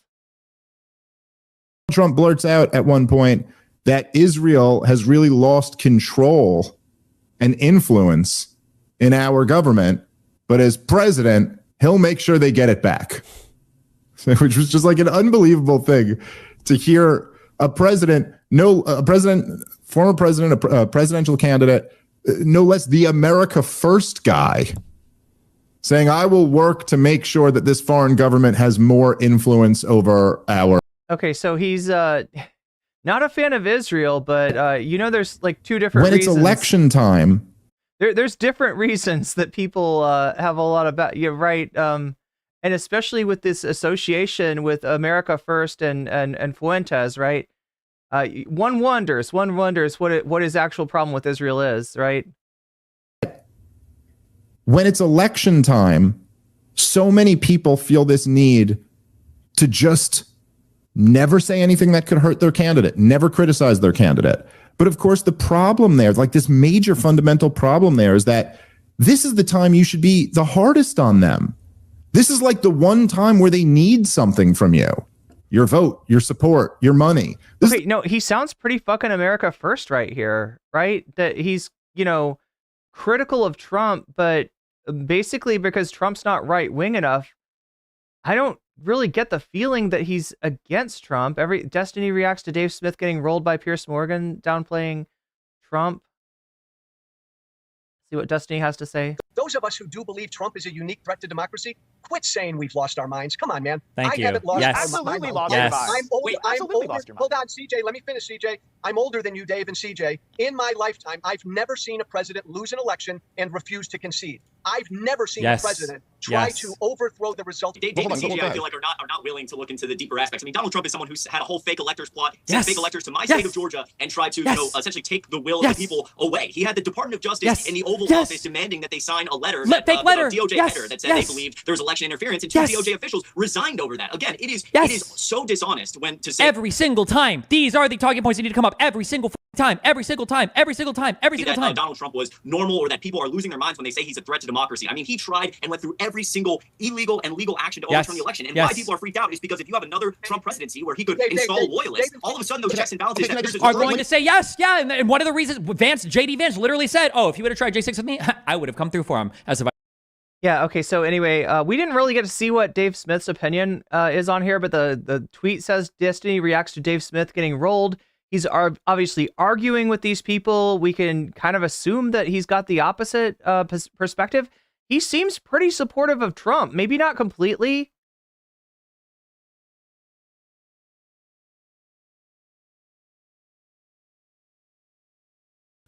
I mean, Hunter Biden, at that point, Hunter Biden literally could have had. Okay, so Dave Smith says, I actually appreciate Sam Harris for saying this out loud. This is what the vast majority of the anti-Trump crowd believes. Most of them won't say it, at least. So, yeah, he seems pretty fucking positive. I think that Kyle's wrong here. No offense, Kyle, if you're out there watching, which I doubt. But yeah, not trying to dog Kyle or anything. I just think that Dave Smith is kind of a moving target, and that Kyle has not kept track of him. It sounds like Kyle's had him on, has done some content with him, and doesn't maybe not fully appreciating how far right Dave Smith is. If anything, he's further right than Trump. But I don't get that he's a person who is is hating on Trump or is gonna withhold his vote, right? The official view of the administration is that MAGA is fascist, not Trump, MAGA. Presumably 70 million plus Americans. That's wild. That's wild. Okay, let me be clear to anybody out there listening, especially you on YouTube Shorts chat. Trump got 70 million plus votes in the last election. True. All right. That's not MAGA. That's not MAGA. MAGA is a portion of that. right? I would estimate MAGA. And what I mean is the red hat wearing, diehard Trump sycophants, people that glaze Trump night and day. That's more like 30% of the population. That might be like 40 million, right? It might even be a majority of those who vote for Trump, but it's not everybody, because a lot of people voting for Trump were not actually voting for Trump. A lot of them were voting against Biden. A lot of them were voting against the Democrats, right? Same thing on the other side. A lot of people voting for Biden are not like, they're not riding with Biden. They're not Dark Brandon, fanboys and girls, right? They're just, they don't like Trump. You got to understand that, especially with the Trump and Biden thing, a lot of people are what we call double haters. They hate Trump, they hate Biden, they pick one that they hate the least and they vote for them. So saying 70 million plus are MAGA, that's just wrong, Dave. That's just wrong. But regardless, I think that also wrong is Kyle Kulinski saying that he thinks that Dave Smith is anti-Trump. I feel like Dave Smith is critical of Trump. I feel like Dave Smith is further to the right on a lot of things than Trump, particularly, and has some bones of contention to pick with Trump's policy on Israel. But I don't think that he is, and I don't think he's antagonistic to Trump. Time he enters the UFC ring. Okay, so this is what I'm talking about, right? So in this case, we don't really have like Joe Rogan declaring war on MAGA. We have MAGA declaring war on Rogan. MAGA 2020. And by MAGA, I mean fucking DJT. Now, did Donald Trump see Joe's response? I don't know. I don't know if Trump saw the second thing Rogan said there, where he was like, hey, this isn't an endorsement. And when Trump got shot and said fight, that was one of the most badass American moments of all time. I don't know if Trump saw that. It was so badass. Didn't Cenk Uygur say that too? I feel like there's a lot of people that say shit like that aren't super keen on MAGA. They want to seem like they're neutral. They want to be like, yeah, of course I can cause badass. You get shot and you pump your fist. You put the Secret Service's life at risk. You say, get my shoes, when they should be getting your ass to the car. They're trying to save your life and you make it fucking hard for them. And you're farming motherfucking clips like you're a FaZe Clan member. God damn. Right. He may have only saw the first thing about RFK and he decided, I'm going to go after Joe Rogan. Again, I don't know if he saw that or didn't see that. But what the fuck are we doing here? All right, so let's talk about this from a number of different perspectives. As you can imagine, I have very strong thoughts on this. So let's start with Rogan. Look, I know Joe. I've been on his podcast a number of times. He's a super nice dude in person. Okay? He's a very, very sweet guy, takes care of everybody around him, etc. What I would say to Joe is this. You definitely think RFK is the best candidate. And by the way, I can determine that based on the stuff you talk about on your podcast all the time. Right? Like, and I haven't watched him regularly in like 2 years or more, but even the little bits and pieces that I get from where I'm sitting, very clearly you think RFK is the best candidate. Say that shit with your chest, man. Say it with your chest. Stand on business. Be like, yeah, I said it. Yeah, I believe it. And here's why I believe it. And I'll get into more specifics and more particulars. Yeah, look, for all the smoke I have for Joe Rogan and his sus comedy skills, I'm pretty sure I know where he stands. And he stands against the Uniparty.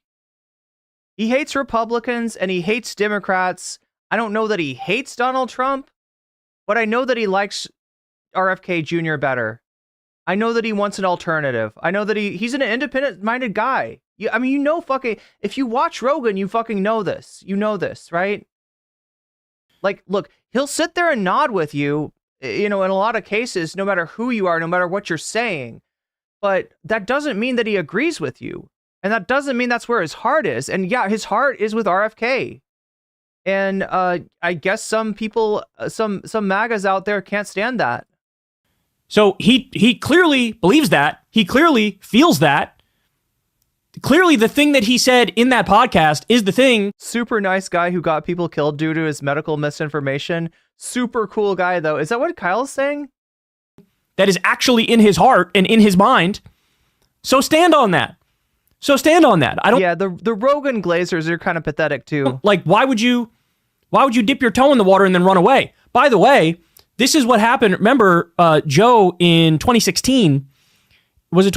Yvette says, "Who cares? Why would that matter? It matters because people are blowing Rogan up on Twitter, right? Trump fans, MAGA chuds are blowing Trump up on Twitter just because he's not endorsing their fucking parasocial daddy.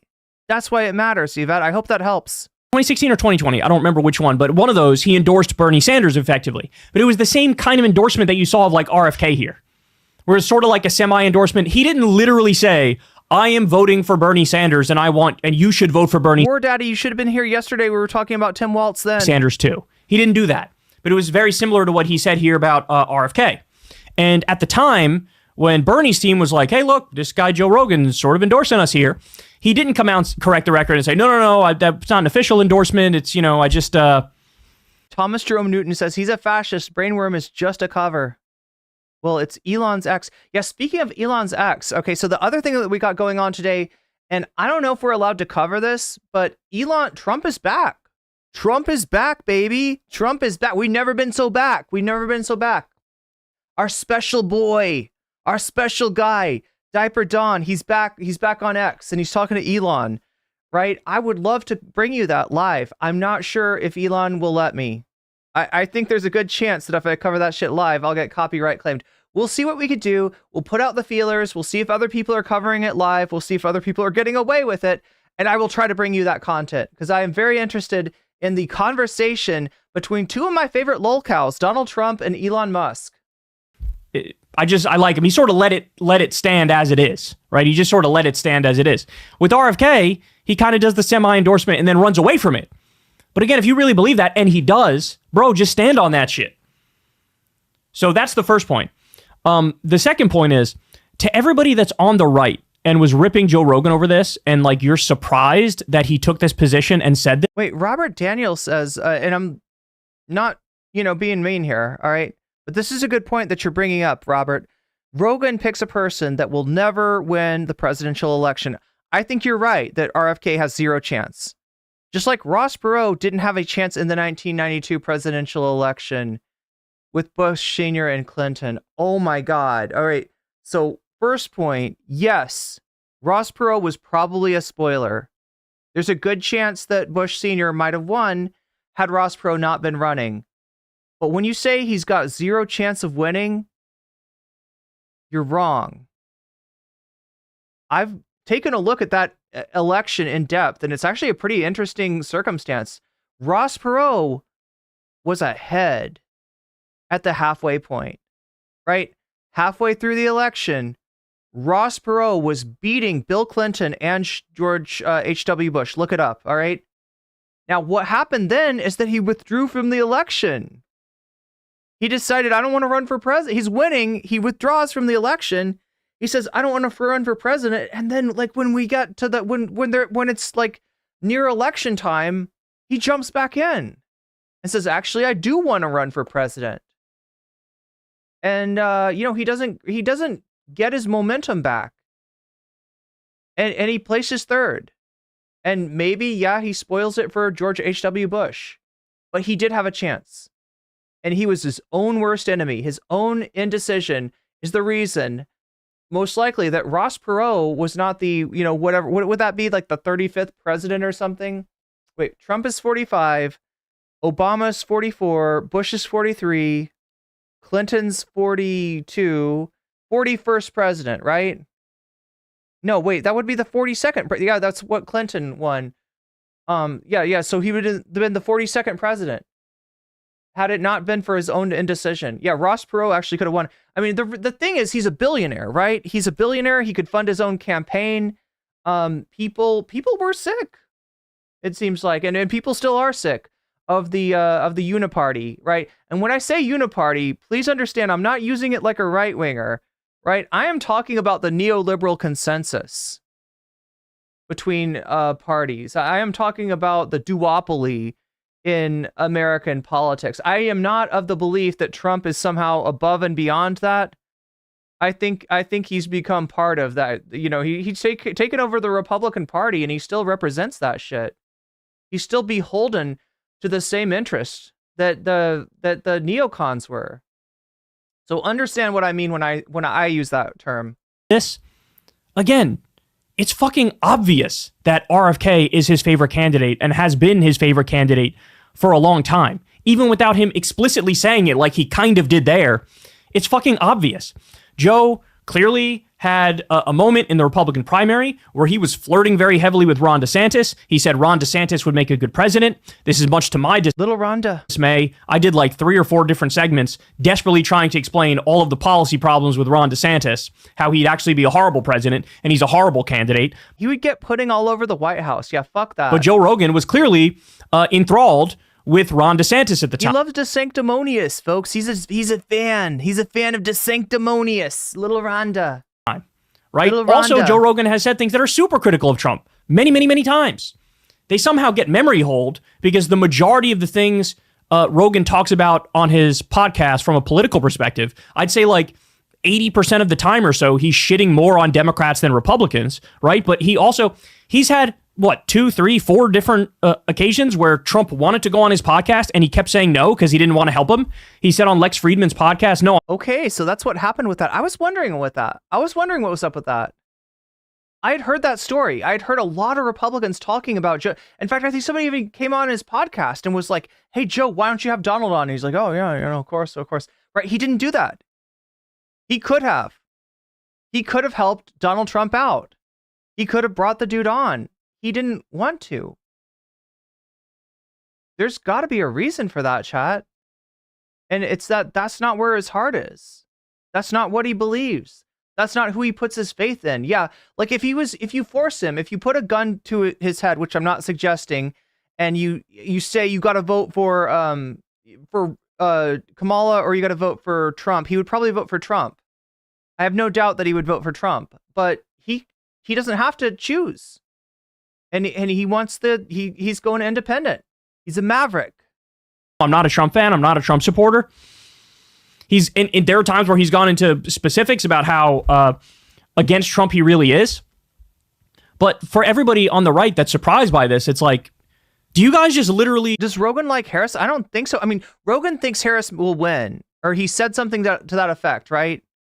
He says there's a good chance that Harris will win. Let me see if I can find that clip. But I don't think he likes Harris. I don't think he likes that. He's obviously not a liberal, right? You can tell that much. I'm not trying to blow smoke up your ass here. I'm trying to give you the facts. Read into everything what you want to read into it. Do you not take anything at face value? Right? So it's amazing to me that anybody is surprised that he would have this perspective on RFK. Joe's main things that he's been talking about on his show for years now are like wokeness bad and anti-vaccine stuff. And RFK is the anti-vaccine guy, right? So again, I don't know why this would surprise anybody. All right, now the next point is the right is 100% in this instance engaging in cancel culture. The same people who proclaimed we're against cancel culture, it's so stupid, let people express their opinions and say their thoughts without getting, railroaded by a mob. Now all of a sudden those people are all flipping on that. I mean, a great example of that is that idiot right-wing account Cat Turd. He very famously Good old friend of the VOD, Cat Turd. Had some tweet where he's like, what are the leftists going to do but cry when Joe Rogan says something? Well, spoiler alert, Joe Rogan can say whatever he wants to say. And then now he's out there shitting on Rogan relentlessly and basically calling him a traitor. Marjorie Taylor Greene called him a traitor and a coward. And so all these people that claim to be anti-cancel culture, the biggest cancel culture mob you've ever seen in your life came directly for Rogan's throat because he said these things. Now, I'll also point out, and this I think is undeniable, Joe Rogan clearly got to a point a very long time ago where he was no longer afraid of being canceled by the left. If there was some extended outrage period by the left over something he said, he took it in stride. He would say stuff like, look, I don't read my replies on Twitter. I don't read anything on social media. I don't let that shit get to my head. It's nothing to me. The left can cancel me all day long, and I'm sitting here whistling Dixie and having a good-ass time, right? But keep it real. I think Rogan is more shook at being canceled by the right. And I think Rogan feels that way because there has been some polling that Rogan's audience is overwhelmingly conservative now. Right now, maybe he didn't see those polls, but he certainly has some sort of visceral, intuitive sense that this is where his bread is buttered. This is who his audience is. They are mostly right-leaning. So okay, so here's the straight facts, right? Rogan, I don't think likes Kamala. Like I said, I think he would vote for Trump over Kamala if that was the choice, right? He doesn't want to be forced to make that choice. He's an independent-minded guy. But I think that he said something to the effect that he thinks Kamala will win. I don't think he wants Kamala to win, but the Joe Rogan experience. So right. Everybody forever was like, Kamala Harris is the worst vice president. She's the least popular vice president of all time. And then in a moment in oh my God, this motherfucker doesn't understand the internet. Yes, Joe, this is how memes work. She said some cringy things, but they turn out to be very memeable. And people's perspective on her changed. time, all of a sudden she's our solution. She's our hero. Everybody's with her. All these social media posts about her. Try Googling a negative story on her. You won't find one. So, oh no, I can find negative stories on her. Ta-da! Okay. But they're kind of old. They're kind of old hat, right? It's like that shit is kind of buried back in 2020. You've got me started, Officer Harris. And I can talk to you about some negative aspects about Kamala Harris in terms of her fucking record, in terms of her occupation. There's a reason they call her Cop Mala. So, they've been... It's Michael Malice. Doing this live for years. So in 2019, our pal Tulsi absolutely nuked her in that second debate. And if you looked at charts at the time... Our pal Tulsi. She's kind of... Officer Harris is like doing okay. First debate, she comes... Officer Harris. Okay, he's really playing up the fake anarchist street cred. Out, Joe Biden, you're a racist. The Democrats were looking for an alternative to Bernie Sanders that wasn't Biden. She starts going up in the polls, right? Second debate comes out. Tulsi, being a good Hawaiian, knows how to roast the pig. Just completely slams her. Not only that, she has no counterpunch. She goes on Anderson Cooper and she's like, well, I'm a top tier candidate, so of course people are going to take shots at me. That's her answer. She immediately starts going down in the polls. It's that day. You can see it on the chart I have on my Twitter. All the articles at the time that did an autopsy. Okay, so I want to find the part where he says he thinks she's going to win. 2 or 3 points in the polls. Kamala's polling worse than me in like 8 out of 10 polls. I won these delegates. Why the hell should I back down? And that's a very solid case. Jill, for the first time in her life, people care about her. She matters. As Hunter put it, I have it exactly here. She's a selfish, silly, entitled cunt. That was how Hunter described her. Whoa. Yeah, we have the text. This guy's on first name basis with Hunter Biden. Wow. And then all the public pressure. Biden. What kind of parties is he going to? You got to drop out. Biden got to drop out. Biden got to drop out. Nancy Pelosi's a gangster. I wouldn't want to fuck with her. I wouldn't want to fuck with Mitch McConnell. These people. I mean, yeah. No, actually, yeah. She kind of is. People don't mess around. And everyone said, or a lot of people said, they're going to have to go to threats. Because why else would he step down? He's earned it, that presidency, and he's earned the nomination. But if there was ever a time to invoke the 25th Amendment, wouldn't you think this is the time? Sure, but I don't. Gaslight. You know, let's see if we get this. I know everyone's doing this because. Okay, so he feels like the media's gaslighting people about Kamala Harris. This is how everyone's done this. I don't think you can do it this way anymore. No, what I'm saying is, for George Soros to be anti-Semitic, you're anti-Semitic. Right. If you're going after Officer Harris, you're either racist or sexist or ableist. Right. So they will use ableist. Yeah, because she's a retard. Oh my god. She's literally retarded. I love that that's come back into the fucking there you go. That's the funniest joke. You said the R slur. Goddamn, what a fucking comedian. Joe Rogan, that's his taste in comedy. You just gotta fucking say a slur. I mean, he fucking doubles over. Look at the fucking chimpanzee. Ukraine is a country in Europe, and Russia is another country and a powerful country, and Russia invaded Ukraine, and that's wrong. What's really important is what can be. I'm pretty sure this is the clip. I'm pretty sure that somewhere in here he says, do we have transcript? We have a transcript. All right, let's see if we can find this.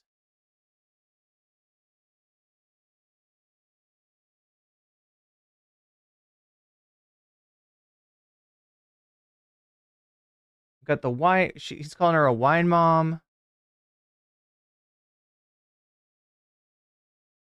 Oh, here we go. Here we go. I got it. I got it. I'm so good. Yeah, she's gonna win. No, here we go. She's not. She can win. She absolutely can win. I do not think she's going to win because the more she talks, like in 2020, how bad do you have to be that you can't even make Iowa? She couldn't even compete with the mayor of South Bend. I mean, these guys are living in 2020. I don't know what to say. Anyway, let's get back to this. I felt like, hey, I need to come out here and sort of appease them a little bit and let them know, like, no, hey, don't get mad at me. I'm not. The Cap, is it really that easy to make you laugh? Go to Chud Logic stream. All right, he says that word plenty. We're a little bit more sophisticated in here, okay? Fully on board with the thing I said. I'm just I'm not Chud Logic. I'm Fem Logic. Idiot comedian who's shooting from the hip, etc. So I definitely think he's more shook at being canceled by the right, without a doubt. And then finally, God, the fact that Trump came out and picked the fight with CNN got in trouble for taking it out of context. Yvette, you think I'm wrong here? Do I need to watch the before and after? I will. I will watch the before and after. Beck says, spreading a misinformation is so quirky and cute. Yeah, that's what I'm like, Beck. You got me. You got me. Rogan. Wait, so I'm sorry, Yvette, did you say you think I got this wrong? I don't understand. If he doesn't think that let's roll it back. Let's roll back the tape. All right. Roll it back to the wine mom thing. Talks, and those are the wine mom faces. Do you think they have her medicated? You see, they think that people hate wine moms and wine aunts, right? They don't understand that Kamala, she is an archetype, right? She does strike that archetype, but it's actually a more beloved archetype than they realize. Anybody, one in chat, if you've got a wine aunt or a wine mom, you got a wine lady you got a wine cat lady in your family that you love and adore. Because there was a guy that was speculating that some of the things that she says, the way she's sort of disconnected sometimes. Irish Pulse says Ireland praise Harris wins. And I don't she know goes what, on these rambles that it's I don't indicative of certain anti-anxiety medication. I do not know if this is true. See if you can find that, because really that shouldn't say that about our future president. Yeah, our future. Yeah, she's gonna win. No, she's not. She can win. Okay, so do you think is he taking the piss? Is he taking the piss? Am I missing something? Also, Omega Star, thank you for the gift sub to Expeditious Mallard. You've just been weaseled. Just got weaseled. And that's a good thing. That. And that's a good thing. I don't know if this is true. See if you can find that, because really shouldn't say that about our future president. Yeah, our future. Yeah, she's gonna win. No, she's not. She can win. She absolutely can win. I do not think she. Okay, so I don't think that he's saying like with 100% certainty that she's gonna win. All and unites us all and inspires us all. And then I'm being stern, so you don't realize how plastered I am, and I'm making a point. She does seem a little bit intoxicated. I just don't know if he realized that it's kind of endearing. You got weaseled, yeah, and make sure when you donate, let me know which of these topics that you want to choose, and I will put your money where your mouth is. I will add your donation to the overall score. I'm not getting a lot of people. I'm not getting we got some wine mom fans in here. We got some people that you got wine moms in your life, right? You got wine ladies, wine aunts. I think she's more of a wine aunt actually. That little girl was me. Now I'm gonna. He's talking about Tulsi there. Are you sure, DJ John Lewis? He said she could win if she doesn't talk. Go upstairs and don't knock on the door, because I'm gonna pass out. So those are her 3 ways she talks, and those are the wine mom faces. Do you think they have her medicated? I think she's on that Mountain Dew Code Red, right? That special sauce that they brew for Biden. You know what I'm saying? They got a special energy drink for Joe Biden, and they put Kamala right on that stuff when she took over, right? It's actually like it's actually like a fountain, drink, and it's a hose, and they got it going into the, they had it going into the the White House where the president lives, and they moved it over, and now it goes into the vice presidential office, and she's drinking that good stuff. She's drinking that really good stuff. Because there was a guy that was There's a little catnip in there.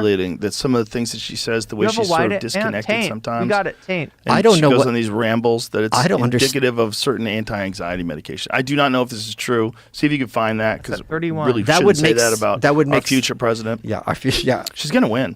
No, she's not. She can win.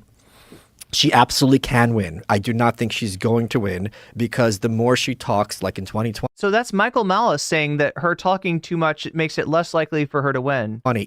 How bad do you have to be that you can't even make Iowa? She couldn't even compete with the mayor of South Bend. I feel like we are in this very bizarre. Michael Malice, do you think you just fell out of a coconut tree from 2020? Like, what the fuck, dude? Read the motherfucking room. Read the motherfucking room. There's a lot of excitement behind her. Look, people hated Trump and people hated Biden. People don't want a rerun of 2020, right? These were shit tier candidates to choose from. 2016 was shit tier candidates. People are done with this shit. People want to move on. Kamala is a chance to move on, and therefore she's got energy. She's got the spice. Our time where people are giving in to the bullshit in a way that I never suspected people would before. And this is one, they just want no Trump, no matter what, and they're willing to gaslight themselves to think that. And by the way, I think Hillary could win. If Hillary. I think that's living dangerously. I don't know. Could Hillary win?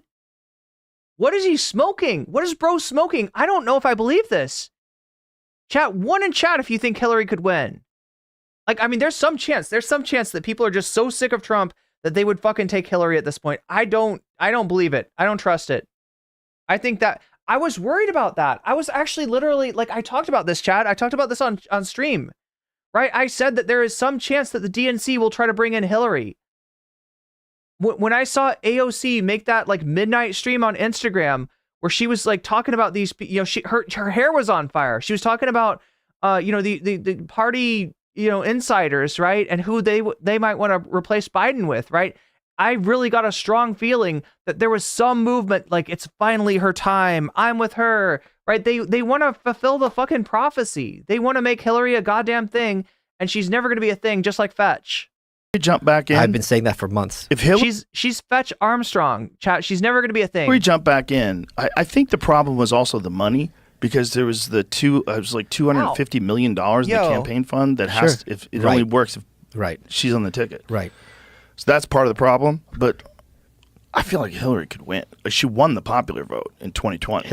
I've been saying this for a year in different shows, and this entire thing is AIDS, says Turbo Dad. Turbo Dad, are you talking about the election? She would have won in pretty. Michelle Obama could win too. No, I don't. If she wanted to do it, you don't think so? I don't. I think that's kind of this. You sound like your parents. I think it says boom right. Tia says RFK is a plant. He's right wing. Well, no, I believe you. I'm not a fan. Okay, if you're seeing me meme earlier in the stream, right? I am not a RFK fan. I just made a video about RFK. I make fun of the guy. All right, I make fun of the guy. I just think it's cute that Rogan likes him. Right, and I'm in support of right-wingers supporting RFK. It makes sense. If you're a right-winger, if you're anti-vax, you should probably support RFK. If you are both at the same time, you're anti-Semitic, but you are also a big fan of Israel, then you should probably vote for RFK. That's your guy right there. Vote for that guy. She doesn't want it. I'm not saying that she would be awesome at it, but I think Hillary might make a cabinet member. God, I hope not. Waluigi abuse, I know, right? I think anyone can win of either party, whoever the nominee is. Like even Chris Christie could have won if he's the Republican nominee. It's possible.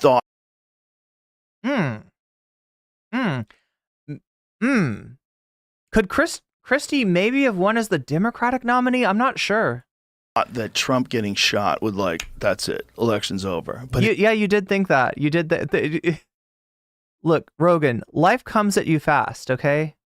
It's like they memory hold that so quick. You would have thought they. Was it Soros, Joe? Who's this they? And are there parentheses around their? God damn! What are you saying, Rogan? What are you saying? Say it with your chest, right? Yeah, this is the perfect guy for RFK. Right? He shares all of his views, right? Anti-Semitic and anti-Palestinian. That's a interesting combination, to say the least. Anyway, chat. Anyway, we better get back to Kyle here. We got to mosey on. Because again, so Rogan sort of semi-endorses RFK, then kind of walks it back and says this isn't really an official endorsement. And after that, Trump comes out and picks a fight with him and basically is like, wants people to boo him the next time he's at a UFC event. Joe Rogan's been with the UFC for like 20 fucking years. He's a staple in that scene, right? I agree. I agree with Kyle here, right? One in chat if you agree. One in chat if you agree. Do you agree that RFK Jr. is a staple in the UFC, and that if Donald Trump really picks a fight with him and makes the UFC fans choose, they're going to choose Rogan? They're going to choose Rogan. They like Trump because he owns the libs, but RFK Jr. owns the libs harder. And because he felt slightly offended at something Rogan said, like just disagreed with Rogan's perspective on a character like RFK, it was like, hey, everybody who's one of my people, boo Joe Rogan the next time we're at a UFC event. So at this point in the case, so this is what I'm talking about with the MAGA Civil War, right? There's somebody that's like on their fucking side, but he's got a little independent streak, and Trump can't stand it. He can't stand disloyalty. He can't stand the fact that somebody might pick RFK over him because in some ways RFK is further right. Campaign, when Trump is very clearly, objectively. Did I say RFK is a staple? God damn, I said it wrong. Thomas Jerome, thank you for the super chat. I will read those at the end of this. I will read all of the super chats at the end of, and many of them look like they're yours. But yeah, I'm adding it. Also, if you do super chat, let me know which of these topics you support. Which of these topics are you behind? And I'll add your money. I'll put your money where your mouth is, so to speak, and I'll add your percentage to the poll. Imploding in the polls. Why the fuck would he do something like this? You want to pick a fight with one of the top podcasters in the world. At the same time, there was just like over a 10-point swing in the race. Guys, I don't know if you saw this. Now, Kamala is tied with... Este Bandito says, as a Southern California, some Republicans don't like Trump, and it's understandable. Yeah. Yeah, people are missing out on that. Trump in North Carolina. That's a state where he was up like 6 to 8 points on Joe Biden. That's a state that I had written off with a number of other ones. But now there was a poll that came out the other day. Kamala up 8 points nationally on Donald Trump. 8 points. Even if you look at the average now, we're getting above probably 2 points up on average that Kamala is on Trump nationally. When you get to the swing states, now there's a plethora of polls coming out all these different swing states where she's leading in most of them. He is imploding at a pace I've never seen before. Even when you ask questions like, hey, who's better on the economy? That's one of those topics where Republicans have a built-in advantage and they always beat the Democrats. Until now. Now, Kamala has eclipsed Trump on the question of who do you think is going to be better for the economy. They are flailing in a way I've never seen before. They have no arguments against Kamala that stick, and definitely no arguments against Tim Walz that stick. And at this time, when he should be laser focused on trying to find a strategy to turn the ship around, he's beefing with Joe Rogan? By the way, there are a lot of probably 40 years old and younger types that listen to Rogan who might genuinely get political ideas from that. Fuzzy Slipper says Kyle doing Rogan impressions is too much, starting to rub off on him. Podcast. And Hassan too. They might not like it if Trump is coming after the guy they listen to, 3-4 times a week. And he's a mainstay of their entertainment diet. Alexander Rivera says, wasn't Hillary polled at 91% of winning? Yes. Okay, not polled. Let me put this out, all right? So in 2016, a lot of the media companies, they wanted to put a I don't know, a percentage on it, right? A likelihood of winning, right? You do get a likelihood of winning if you look at the markets. And when I say the markets, I'm talking about gambling, right? If you they give odds, right? And those odds are based on how many people are putting their money on Trump, how many people are putting their money on Kamala, how many people are putting their money on Hillary, how many people are putting on their money on Trump, right? That's where they get those rates, right? And those are odds based on something. They're based on what do most people think, right? Who do most people think is going to win? Most people that are gambling. The New York Times and other media organizations did a likelihood of outcome in 2016. And yes, indeed, I think New York Times, I think a few others had Hillary at a 91% chance of winning. Now, I want to blow your mind for a second and say that Trump winning does not mean that 91% odds were wrong, because 91% chance of winning means 9% chance of losing. So 91 times out of 100, you're going to win. 9 times out of 100, you're going to lose. I do think that they were wrong, though. I do think that they were off. I do think that they made assumptions about the translation of the general election, the popular vote, right, to the electoral college. I do think that they correlated those things too heavily. And because Hillary was winning and did indeed win the popular vote, they made the assumption that Hillary was also going to win the electoral college. Now, a figure that I like better was one that came from Nate Silver, who was with 538 at the time. Nate Silver's figure was more like 66%, or maybe even 60%. It was either 66 to 33 or 60 to 40 likelihood of Hillary Clinton winning. I do think that with what was known about the election, that Hillary did seem to be the likely candidate to win. However, polling has gotten worse. Less people respond to these polls. These polls, what they do is they call up numbers, and if the person answers, then they ask them, are you a likely voter? Are you registered? Who are you going to vote for, right? They ask them questions like that, right? In the past, I don't know, it was like 20% of people would answer, and more recently, it's like 7%, right? So, and that's self-selected, right? So the people that answer might be a different cohort than the people who actually go to the polls. So, and if that's the case, right, and the people that answer are more likely to say Hillary Clinton for whatever reason, then you're going to get a skew to the poll. You're going to get a different, you're going to get different numbers than the numbers for who's going out to the poll. But indeed, Hillary did win the popular vote. So if that's what you're basing it on, yeah, it makes sense to put Hillary as more likely. But I think that 91%, that's got to be an overestimation. I don't think that Hillary actually had 91% odds. I think the New York Times was smoking something, all right, if I'm being honest. Right? They might not like that. And you had a bunch of people basically coming out and making that argument. So guess who got in on the fun? So Tim Pool, I actually feel bad for RFK. I'll tell you why in a minute. Tim Pool comes out and says this. Okay, I'm voting for RFK Jr. now. Now, look, I'm a seasoned political online veteran, right? So when I first saw this, my mind went, oh, he's trolling. He's trolling. He saw the thing with Rogan. He's just getting in on the fun here, trying to divert some attention to himself, but he's trolling.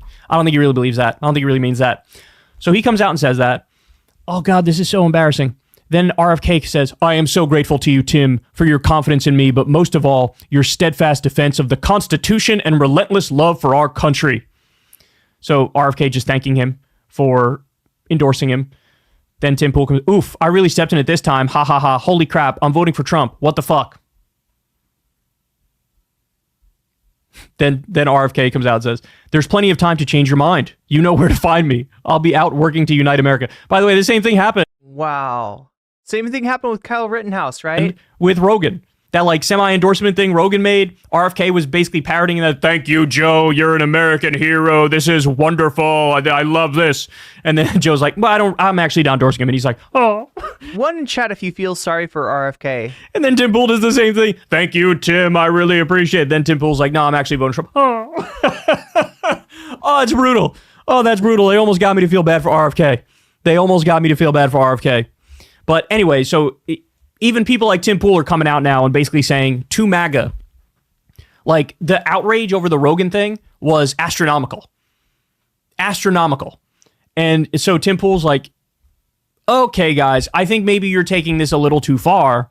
And this shows that the campaign isn't where it should be, right? That the Trump people truly are acting like a cult. And that is not good to win over independents and moderates and swing voters. And this is a good indication that Trump really is failing right now. Patrick Bet-David, him too, conservative, entrepreneurial type guy with his podcast that I was on. Also, he did a thing about this too. Like, what the fuck are the Trump people doing? What the fuck are the Trump people doing? So anyway, there's my breakdown for you. To go through it one more time. Point number one is, hey, Joe Rogan, fucking say it with your chest, bro. Stand on business. You think RFK is the best, which, by the way, is a horrible take. It's a horrible take to say RFK is the best. But you are all into the anti-vax and COVID nonsense. Okay, well, that's your guy. That's your guy. So you said it. Clearly, you feel it and you believe it. So stand on it. Don't backpedal. That's point number one. Point number two, to everybody on the right that's surprised that he prefers RFK to Trump or Kamala Harris. Like, where the fuck have you been? Do you not have a basic political IQ where you can sort of decipher these things based on general commentary and trends? Then the third point is the right is 100% engaged in cancel culture, even though they pretend they're not. The fourth point is Rogan, I think, is more shook at being canceled by the right than he is by the left, because now he knows where his bread is buttered. His audience is now overwhelmingly conservative. And then the final point is Trump's a fucking moron for picking a fight with Rogan after his campaign is imploding, right? Like, his campaign is on a horrible trajectory and he decides to make more enemies. Yeah, I mean, this is kind of a social media beef, right? This is kind of like a social media clout beef is what's going on between two influencers. Because when the United States elected Donald Trump as president, they crossed a certain Rubicon. I mean, and we may never come back. It may never be normal again. But this caused politicians to become influencers. And, picking a fight with a bigger, more popular influencer, somebody that's like the most popular podcast, like, people don't just look, people don't just watch Joe Rogan. People live and breathe Joe Rogans. People spend time with Joe Rogan, right? The viewers of Joe Rogan have got Joe Rogan on at work. They've got Joe Rogan on at the car. Joe Rogan is a family member. And as much as Donald Trump is a family member for a lot of MAGA people, Joe Rogan is a family member for even more. And he's even more ingrained in their life. So yeah, this is a huge mistake. Huge L for Trump. Really, really fucked up on this one. He probably needs to walk it back. Even if Rogan is willing to try to deflect and say, hey, I'm not a political guy, I'm a comedy guy. But if you want a comedy guy with good political takes, go check out Dave Smith. Now, Kyle was wrong in saying that Dave Smith actually doesn't support Trump. I get the feeling he does. Trump might not be his favorite candidate, but he's probably going to endorse him anyway. I don't know if Rogan's going to come around. I don't know if Rogan's going to change his mind. Like I said, Rogan's pretty independent. Even if he says that he's, supportive of Donald Trump, I think he'll probably vote for RFK at the end of the day. But then again, what do I know? I'm just an influencer. Anyway, with that sad note, let's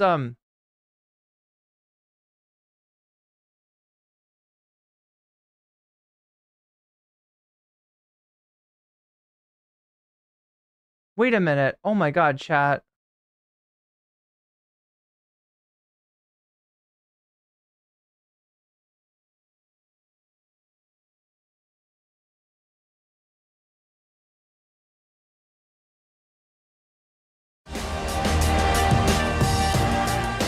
Did Joe Rogan just make an endorsement? I just realized something.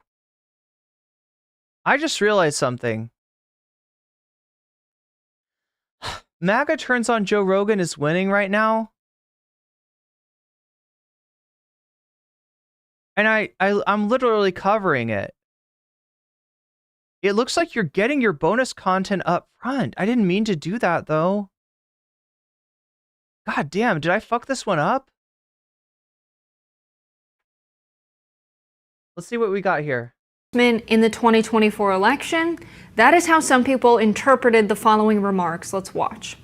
That's politics. They do it on the left. They do it on the right. They gaslight you. They manipulate you. They promote narratives.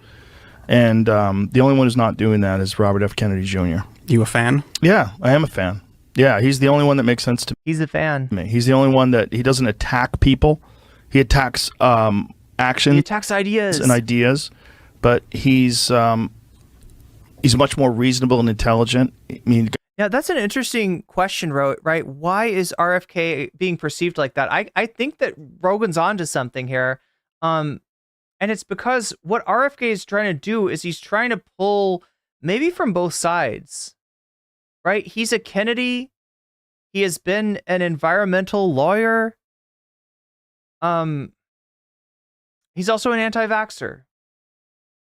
And he is, far right on a lot of issues. And so because of that, he's looking to peel Trump votes from Trump. He was looking to peel votes from Biden. I don't know if that's going to happen anymore, right? It made sense when Joe Biden was running that RFK could run without being a spoiler, because Joe Biden has a lot of defectors. There's a lot of people that don't like Trump, but they don't like voting for Biden. There's this double hater factor that doesn't really exist as much with Kamala. You don't have as many double haters that are like, I hate Kamala, I hate Trump. There are some, but it's gone down by at least half. And because of that, RFK's not peeling votes off the left like he was at first. And people have gotten wise to the fact that this guy might have the Kennedy last name, but he is no Jack Kennedy. And so he's acting like a spoiler for Trump. The guy was an environmental attorney and cleaned up the East River. I mean, he's a legitimate guy. Before anybody started calling him Is RFK a winner? I mean, I don't think so. Digital placebo? An anti-vaxxer, which I thought he was too. I thought he was this nut, this conspiracy theorist nut, until I read his book. I read The Real Anthony Fauci, and I'm like, what is it? So he's telling us that RFK changed his mind about the vaccine. How much of this is real? Chat, is this real? RFK Jr. then tweeted out that clip, captioning it in part, quote, "From one legitimate guy to another, thank you, Joe Rogan, for always putting substance first. Let's do this." The next day, Joe Rogan tried to clarify his comments in that clip on X, writing, quote, "For the record, this isn't an endorsement. This is me just saying that I like RFK Jr. as a person, and I really appreciate the way he discussed things with civility and intelligence. Am I wearing a dress? I am wearing sweatpants, motherfucker. I think we could use more of that in this world. I also think Trump raising his fist and saying fight after getting shot is one of the most American effing things of all time. I'm not the guy to get political information from." That tweet wasn't enough, however, to appease Trump, though. Just 2 hours later, Trump posted on Truth Social, quote, "It'll be interesting to see how loudly Joe Rogan gets booed the next time he enters the UFC ring. MAGA 2024. So Trump. The girls are. Oh shit, chat. I feel like the Elon thing is on. Fighting. Well, so I think it's like the Kyle Rittenhouse thing a little bit, because after this happened, I don't know if you were on Twitter, but I was seeing a lot of people super mad at Joe Rogan. And really? I don't know if But Joe Rogan's never been a supporter of Donald Trump. No. He didn't endorse him previously. In fact, he declined to have him on his podcast a number of times. And he said the reason for that is, I don't want to be perceived as propping up or encouraging or benefiting his campaign. He endorsed he's not for the Uniparty. Bernie Sanders. But I think some of Trump's supporters are upset because they see where RFK Jr. is pulling away from Trump's vote share in a lot of the polling. And I think they're worried that Joe Rogan's influence is big, and this kind of, if he really does say, I like RFK Jr. out of all the candidates, he makes the most sense to me. Of course not an endorsement. I mean, that's kind of how I feel about Kamala Harris, and people are saying Jessica endorses her, Jessica's going to vote for her. No, I actually said it depends on what she says about Israel-Palestine and what the platform is before I consider that at all. Right. And so, he was definitely a little bit misunderstood there. I don't think General public is reminding us that Sam Cedar and RFK Jr. both had a show on Air America. Both have shows on Air America. Even after Air America radio went bust, half of the shows continued as podcasts and became. Look.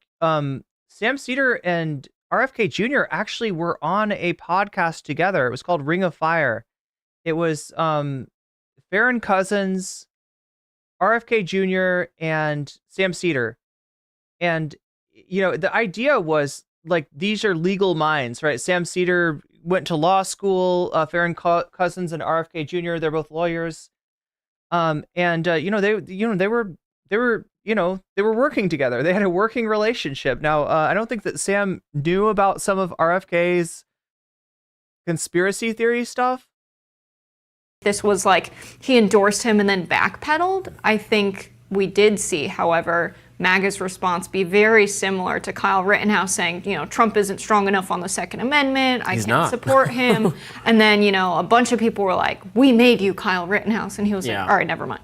Yeah, it's this whole punish the defectors type mindset that is very common in both political parties and happens all. I mean, it happens in the Libertarian Party. I'm sure it happens in the Green Party. It just happens all over the place, but it's very silly. Joe Rogan is an independent podcaster and commentator. He's not a conservative. He's not a right wing. There are issue areas where what he thinks seems to overlap more with now what Republicans or conservatives think in terms of free speech and COVID especially. That's what he said he liked about RFK Jr. If Trump is losing votes to RFK Jr. because of his own COVID approach, sorry, man, maybe next time don't outsource the entire... Chat, I've got some breaking news for you, okay?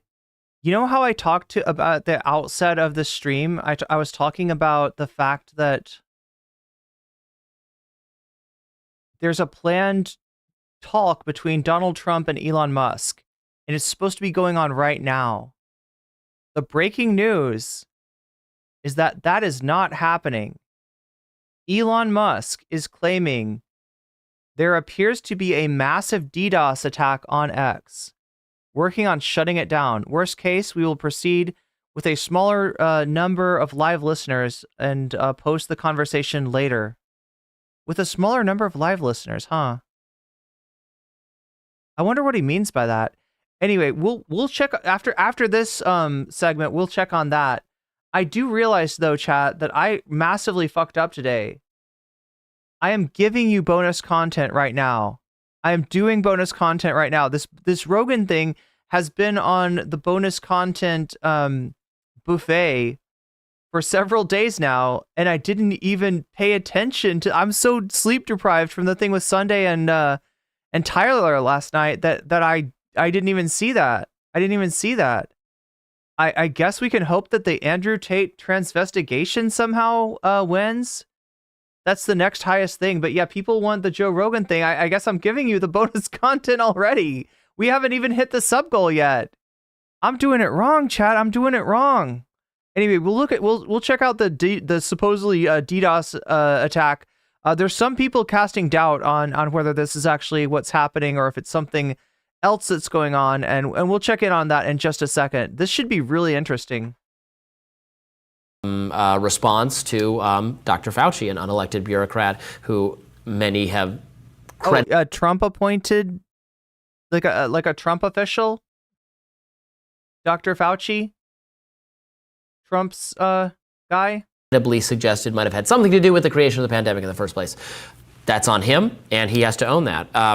He created the that's fucking nut, Robbie.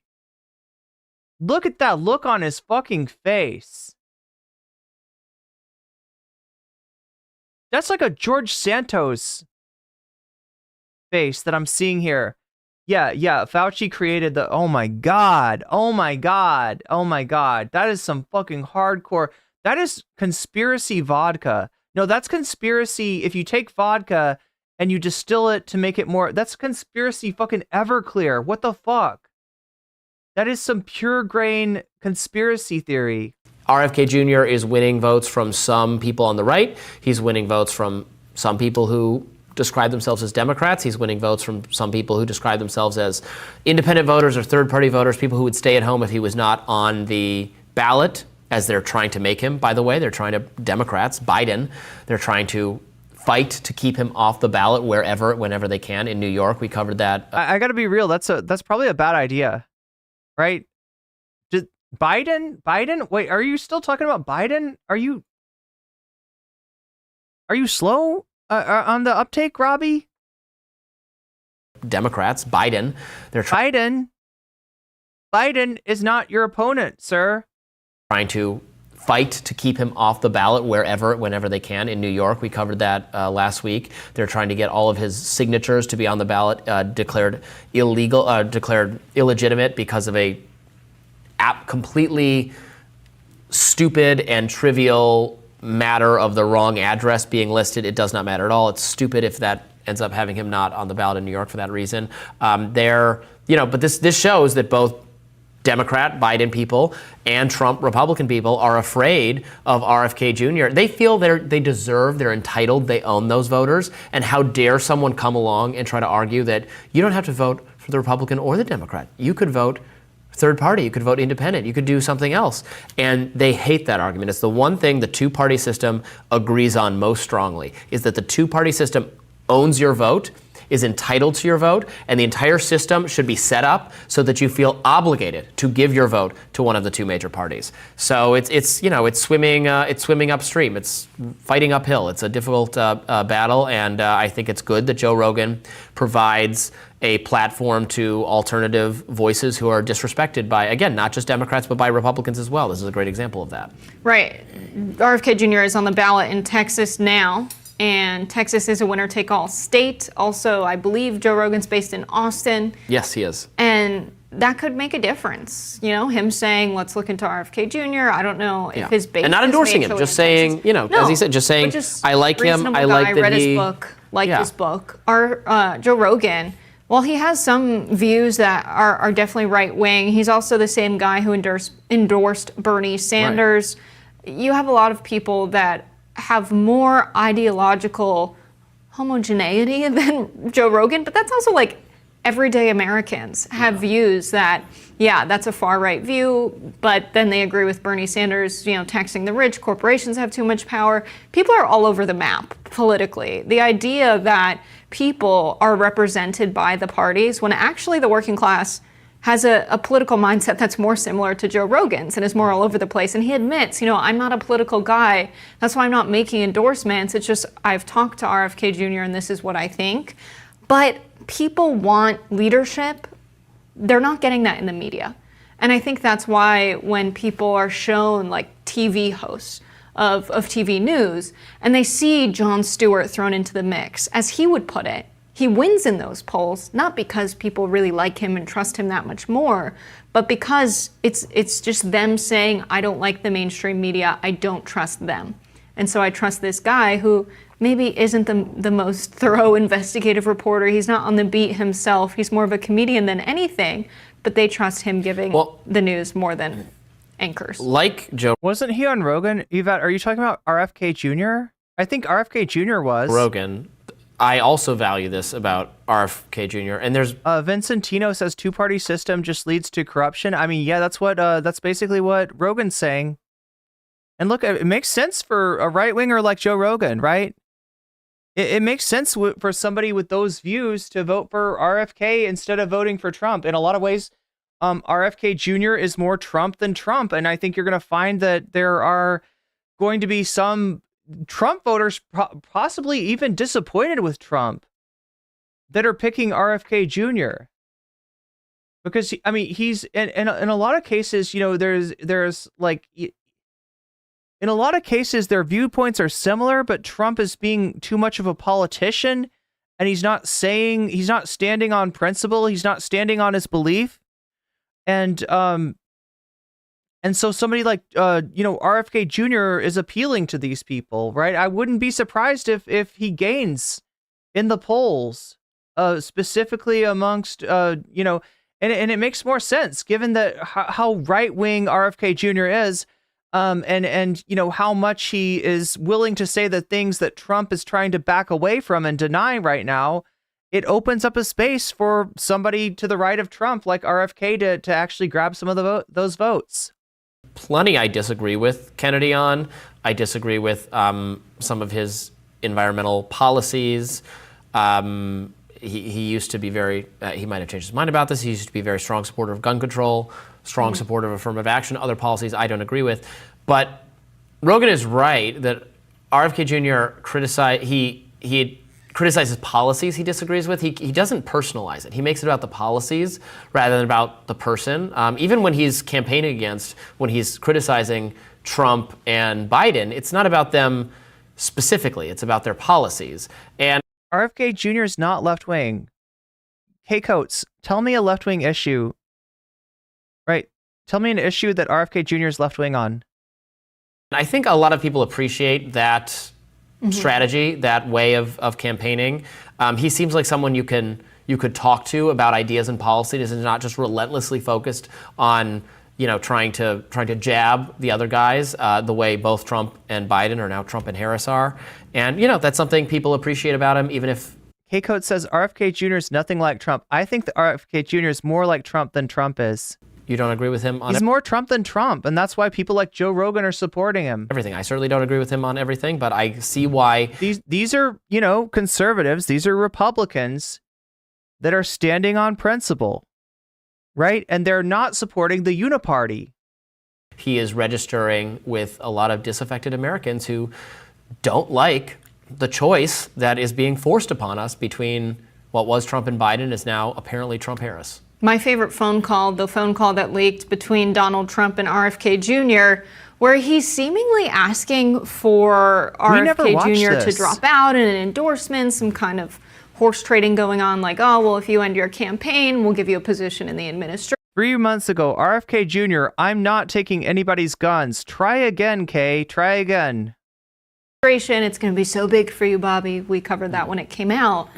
But Joe Rogan just saying, out of all the candidates, he seems the most reasonable. Now Trump is saying, you're going to get booed so much, everybody's going to hate you now.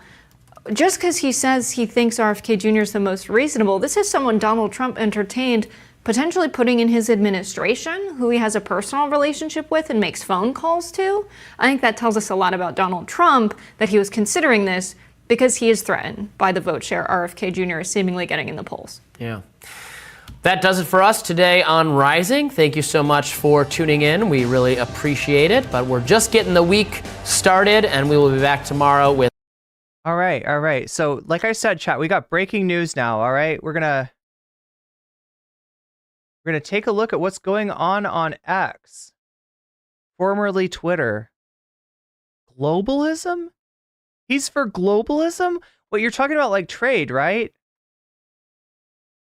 Here, let me check. I want to see if you're right on any of this stuff. RFK Jr. trade.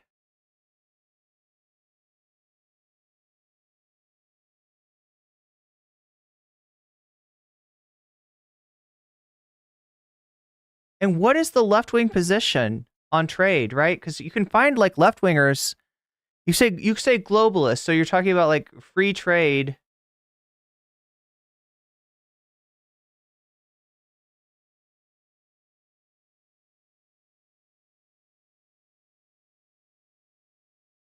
The thing about RFK Jr. though is there are some issues where he does seem to be like on all sides at once. He's a bit of a political chameleon.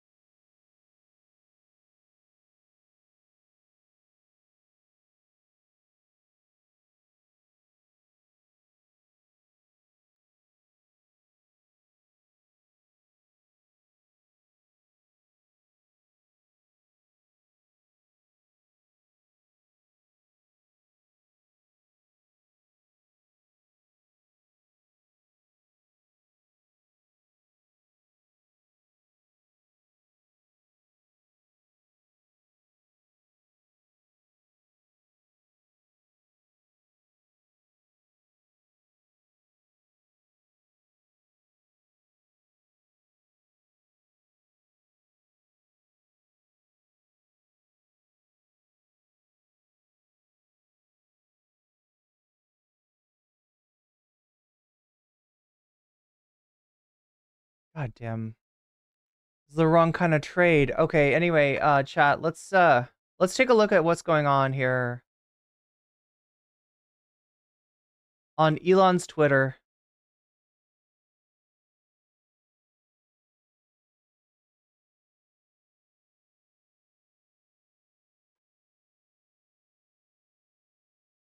So trending right now, DDoS. Elon Musk, there appears to have been a massive DDoS attack on X, working on shutting it down. Worst case, we will proceed with a smaller number of live listeners and post that conversation later. Is the DDoS attack in the room with us right now, Elon? Concerning.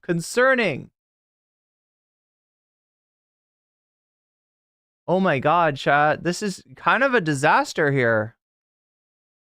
This is not how he wanted it to happen. Not like this.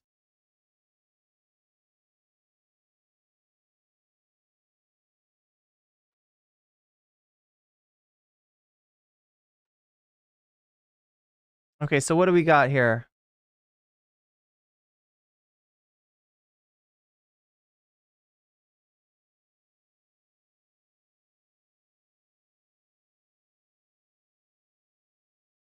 Trump and Elon fail.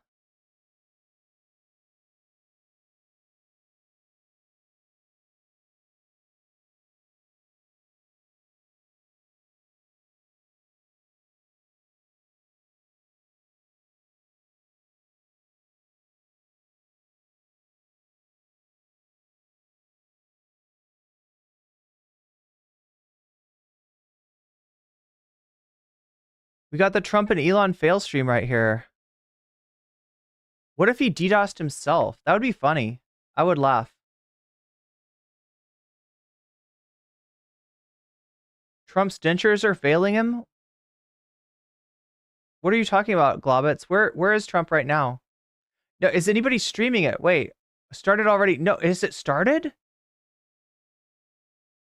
Did they actually get it off?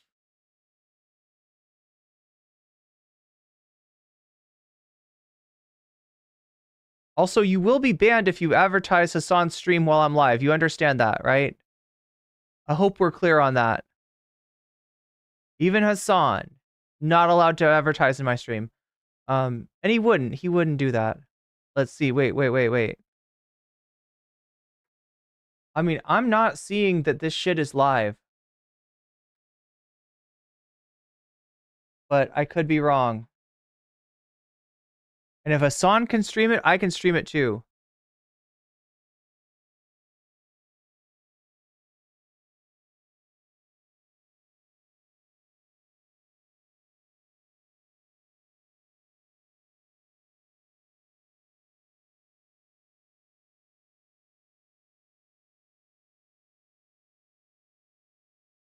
Yeah, I can't believe that. Like, chatters coming in here being like, "Yeah, let's go to fucking Hassan." Fuck you. You can take a ban.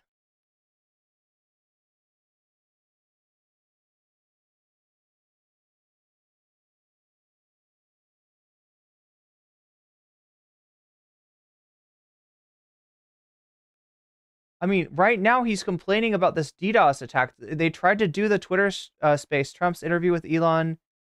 Right now, absolute bonkers.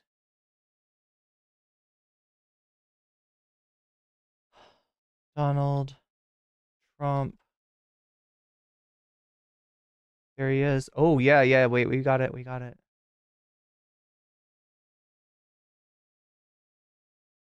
From 130 yards, a bad shot would hit that target almost every time. They said it's like in golf, sinking a 2-foot putt. Yeah, it's not a tough shot. It's not a long shot. The Secret Service person had the long shot. He had a Oh wait, it's a recorded space. So it was a terrible thing. I don't think this is live. It's hard. I have to say this about the Secret Service. When I went down, and I went down based on I think they're screaming, but other people also, because people saw this happen. You had so many people. One of the miracles was that nobody ran. I mean, if a gun goes off, the crowd control people showed us this. when guns go off, and it does happen in stadiums at a soccer match or some kind of a match, everybody flees. They call it a stampede, like cattle. But everybody, and a lot of people get killed with those stampedes. We had more people than you'd have at, some of these matches or these games, and nobody left. You had a small group behind us in the grandstand, and that was full. And you look at it as it was taking place, and normally they'd be running. They didn't leave. They saw that I was hurt. They saw a lot of blood, and they saw that I went down. And it's almost like they wanted to be with me. Well, out front, you had thousands, tens of thousands of people. As far as the eye could see, you had people in Butler, as far as the eye could see, and a lot of press too. There were many cameras on watching this. It's what makes it so different, because normally things happen that aren't good, but you never have a picture of it. Here we have all these cameras shooting it, so sort of amazing. But here we go, chat. Trump and Elon survive a fake. You didn't have anybody survive flee. a fake you didn't have anybody DDoS. stampede. Nobody. And there were some people behind me. They stood up and they're looking like, I mean, I'll tell you, you want to have them in a foxhole with you. I want to meet some of those people because it's so different from what you heard. But so I was down. But the Secret Service guys, there were bullets flying right over my head. You could hear them go whizzing, and these guys came jumping on top of me, and a young lady, Kate. Would jump. They moved so fast, and let me tell you, that took tremendous. Did he call courage. the family of the firefighter who was killed? Yeah, I think he did. There was, obviously everybody understands that somebody that building should have been covered. He was late on it. And, I mean, that was the big thing. His dentures are loose. You hear that list? That building would be like the #1 spot for a sniper. I mean, it's like if you were to pick what is the favorite? Maybe it's just braces. So if the goal is to assassinate, what's your favorite spot? He must not have denture glue. Yeah, it's coming off. He's falling apart. You can ask for a better location. It's like no, that would have Trump is falling apart here. You know what people think is when the local policeman, who by the way, he really he did what he was supposed to do. He couldn't hold on any longer. Oh, I hear it, chat. I hear it. Do you hear his it? Head just peeking above. This guy standing there with a gun at his head. Chatters are pointing out. When he fell down, again, hurt his ankle very badly, but he was making the calls. But what happened is the firing took place very soon. So what they think is that this guy ran to his site, which he had all planned there it out is. with the gun. He ran to the site and he started shooting fast, and maybe that's so people are saying that there's something wrong with his dentures here. He sort of missed. I mean, he but as got you said, me, but he it would have could have hit. been a much bigger problem. But he totally would have. It's a good thing this isn't. So there was a. It's a good thing this isn't. A very near thing. It was a miracle. If I hadn't turned my head, I would not be talking to you right now. As much as I like you, exactly. I would not. Yeah, I would not be talking to you. It'd be a whole nother timeline. From another realm, perhaps. Yeah. Or his dentures falling out. It sounds like it. Place. We can't see though. There's no video. It was a. It was a this very is a Twitter experience. space. The Butler Hospital, they did such a great job. The doctors were so good. Everybody was so good. There was a mistake. If somebody knew, because people were hearing, there was just a bad feeling that there was somebody was around. You know that story now. It's been And chat, Lisp Trump is real and he can hurt you. Is bro recovering from COVID or is his teeth I loose? think over 300. I think I did a lot more than that. What's up, Funky Monkey? We did a lot. And oftentimes they'll say, sir, could you wait 10 minutes, please? Sir, could you wait 20 minutes? There's a storm overhead or lightning or something, right? And that happens often. And this would have been a perfect He sounds like he time has for that cotton to balls have in his happened, mouth. But it didn't get coordinated. That was the problem. Well, we're doing Lisp Trump now. This is the Lisp Trump era. It was I think your actions in the heat of fire, and like what I found admirable there was that you can't fake bravery under such circumstances. The courage is instinctual or it is not. It's not a rehearsed action. And so I just want to say that I think a lot of people admire your courage under fire there. And so thank you very much. I appreciate it. I didn't think of it. I just wanted to get up, and I wanted to stand up. I wanted to let people know. I felt I was good when they were on top of me, covering me, actually, very much covering me, and very bravely. But I wanted to get up. I said, I want to get up, and they wanted. They have everything there. They have they wanted stretcher. I didn't like the stretcher, and I knew I was hit in the ear, but I knew I wasn't hit anywhere else. They felt I was hit someplace else because it was such a lot of blood, and they were sure that I was hit someplace else. And they were saying, "Sir, you were hitting more than the ear." I said, "Nope, I was hit in the ear. I want to get up. Let me get up." And so I got up, and the crowd didn't know what to think. I mean, this was so many people, and you could see they were confused. They didn't know what to think. And I wanted to let them know I was okay. It was very important for me to let them know that.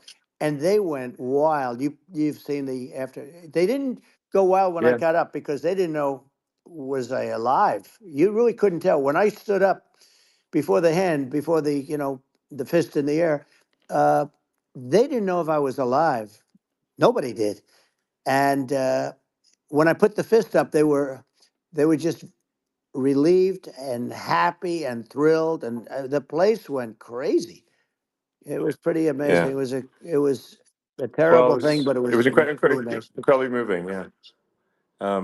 Well, and I mean, speaking of the sort of slide that got you to turn that saved your life, really, was the illegal immigration slide. Maybe this, maybe this is worth talking about that. It was that slide saved You're your right. life. No, Basically, the illegal immigration saved my life. You're right, but it was, and I had to be at that exact angle. I mean, that's a great one. saved by illegal You know, immigration. the incredible 100%. thing, though, when you talk about the odds, you had to be exactly at that angle. But the incredible thing is that the chart, I used it so less than chat. 20% of the time. Apparently, people are getting moment. scammed. It's always on my left, never my right, and People are it's always posting, at the go to end of the YouTube speech. on So X. here we have it. It's on the right. And when people not the come left. over It's and at the they beginning, not search the it, end. they're getting a crypto scam. And even the people that put it up, they were unprepared, and they did a great job. They got it up immediately, fortunately. Anybody seen those But I streams with looked to the crypto right, scams? and the bullet came whizzing by, hitting my ear. So it was amazing. But when you think of the odds of that, and you know that normally you wouldn't use it. Normally I wouldn't have the thing, and then it would have been a very different story. It's very much, I say, an act of God. It's a miracle that it happened, and I'm honored by it. I'm honored by it. Well, what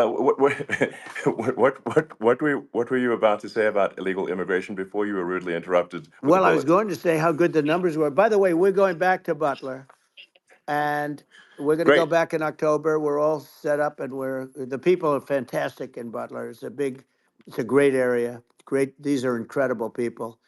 Like the three that, in the case of Corey, killed, and the other two, the families I got to know them a little bit, and the families are great. But we're going back to Butler, and I think I'll probably start by saying, as I was saying, As you prior were to saying, being exactly. so horribly interrupted. But So rudely interrupted by an yeah, assassination so it was. attempt.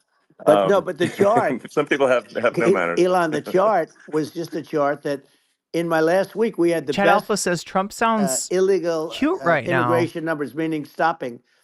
It was at the lowest. You've seen the chart. It's become Almost quite cute. a famous chart. But that was the lowest Yeah. point ever recorded. It was a really, I mean, I was very proud of those numbers. And then you see what happened with these people, Kamala and Joe. You see what happened. They just let it go. I had remain in Mexico policies. I had all these different policies that was so good. Guys like Tom Holman and Brandon Judd from Border Patrol. These are all people that they've been on television. They said it's the best numbers we've ever had. We had so many different checks, catch and release in Mexico, not the United. We had catch and release in the United States. We had it in Mexico. We had so many things. We had things where if people, He sounds like Sylvester the Cat. they have contagious diseases. We had Anybody else everything getting passed. If you have a contagious disease, I'm sorry, but we cannot allow you into the country. So we were setting literally records, and all I was doing is showing that, and I use it sometimes, Sure. and in this case, I'm glad I used it. I can tell you that, but they were fantastic numbers. But I'm going to sleep with that chart always. I'll be sleeping with that chart. That chart was. I thought he was sleeping with a Was very flag. important for a lot of reasons. Well, I mean, I mean, would it be accurate to say that you're supportive of legal immigration, but but we also need to shut down illegal immigration, and especially unvetted illegal Yes. immigration, because and that's not the same as saying that everyone who's an illegal immigrant is bad. In fact, Yeah, that's right. I think most Shakespeare. people who are Fuck illegal immigrants are la actually migra. good, but you can't tell a difference unless there's a solid vetting of who comes across the border. Does that accurately 100%. represent your Hello, position? John. I say it Okay. Hello very from simply. India. They have to come in legally. They have to be Suckering checked. Because look, Trump attack. Kamala was the border czar. Now she's denying it. Everything that I do, she's saying she was strong on the border. We're going to be strong. Well, she doesn't have You're to gonna be say real it. She could strong with close those it up right dentures now. falling They out. could Yeah, do that things sounds right like. now. It's horrible. No tax Tia on is tips, saying, and all of a "I'm sudden an she's making a Alzheimer's speech and nurse. saying there His will be speech no does not tax on sound tips. I said well." that months ago. And by the way, they had just the opposite. Suffering They had succotash. not only tax on tips, but they hired 88,000 IRS agents, and many of them were assigned to go get waitresses and caddies and all of this. We don't like on Trump, tips. Jordan They have a T. policy. They had a policy that We're they were listening really to going to him. go after you, and we're really harassing people horribly.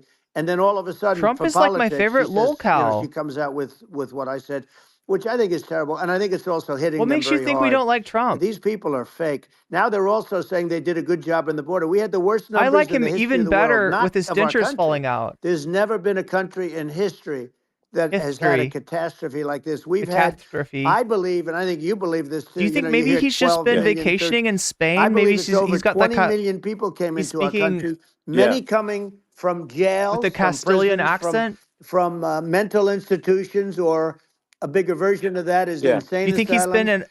in And many Ibiza? are terrorists. And I'll tell you what, they're coming not just from South America, they're coming from Africa, they're coming from all over the world. They're coming Can you from imagine Trump in Asia, Ibiza? they're coming from the Middle East, they're coming from countries that are stupidly and horribly bombing Israel October 7th. They're coming from all over the Oh world. my And God. you look at, it's so sad, October 7th, because Oh it should have no, never chat! happened. He's fucking It's so killing his sad campaign when you as we look at speak. Ukraine. It should have never happened. We He's have a killing his defective government. These are campaign. defective people, and they're not people that should be running it. But where you see it the best is the border, because you have millions of people coming Jordan in T, a month, and I feel then like she gets up and she tries to pretend like Donald she's going to Trump's do something. She had articulating 3.5 everything years. we need to And say by right the way, now. they have another 5 months that they can do Ibiza? something, but Am they I saying won't it do right? anything. Ibiza? It's all Ibiza? talk. She's incompetent and he's incompetent. He's been in And frankly, Barcelona. I think that He's she's been in more Bartha. incompetent than he is, and that's saying something because he's not too good. Oh no, you got I think deleted by it Stream is Elements. essential to have a secure border. It's that caps lock. You're really not a country unless you have a Correct. secure border, and secure elections too. Yeah, absolutely secure elections. And, Secure elections. I so can't take it, it's just chat. I essential to can't have a take real it. border, or we can't function. I as a don't. country. It's not banning And our people. I services, think it's just our timing central them out or services something, are right? being overwhelmed in a lot of cities. Let me go check. As we were talking about earlier, I think He having needs to take care of his a fucking legal teeth. immigration process that is smooth and efficient and done Times them well. out. And I'm speaking as someone who is a legal immigrant, I think that I mean, like one way to think of it is, who do you want on your team? Who do you want on Team America? And I think we want to just say, okay, we want to let in people who are gonna, be great contributors to our society and to our Cernovich economy, thing. and and who do you want on the team? And it's not to say that, like in my opinion, actually, I'd say like probably most of the illegal immigrants actually are actually good, hardworking people. That's my opinion. Did he say that he was an But some illegal are not. immigrant? I think I've heard that too. I think that and you just Elon have Musk this, did sort of used to be. adverse selection process. It's 5 where, minutes. If somebody's Okay, hopefully that changes. If somebody's like it might be a stroke. Has a career in theft or robbery, I don't understand what's taken them so long to get here, because we're such a target-rich environment. I mean, why aren't more people who have a career in, bad things coming here sooner? Because it's a piece of cake to go rob, houses in LA or New York,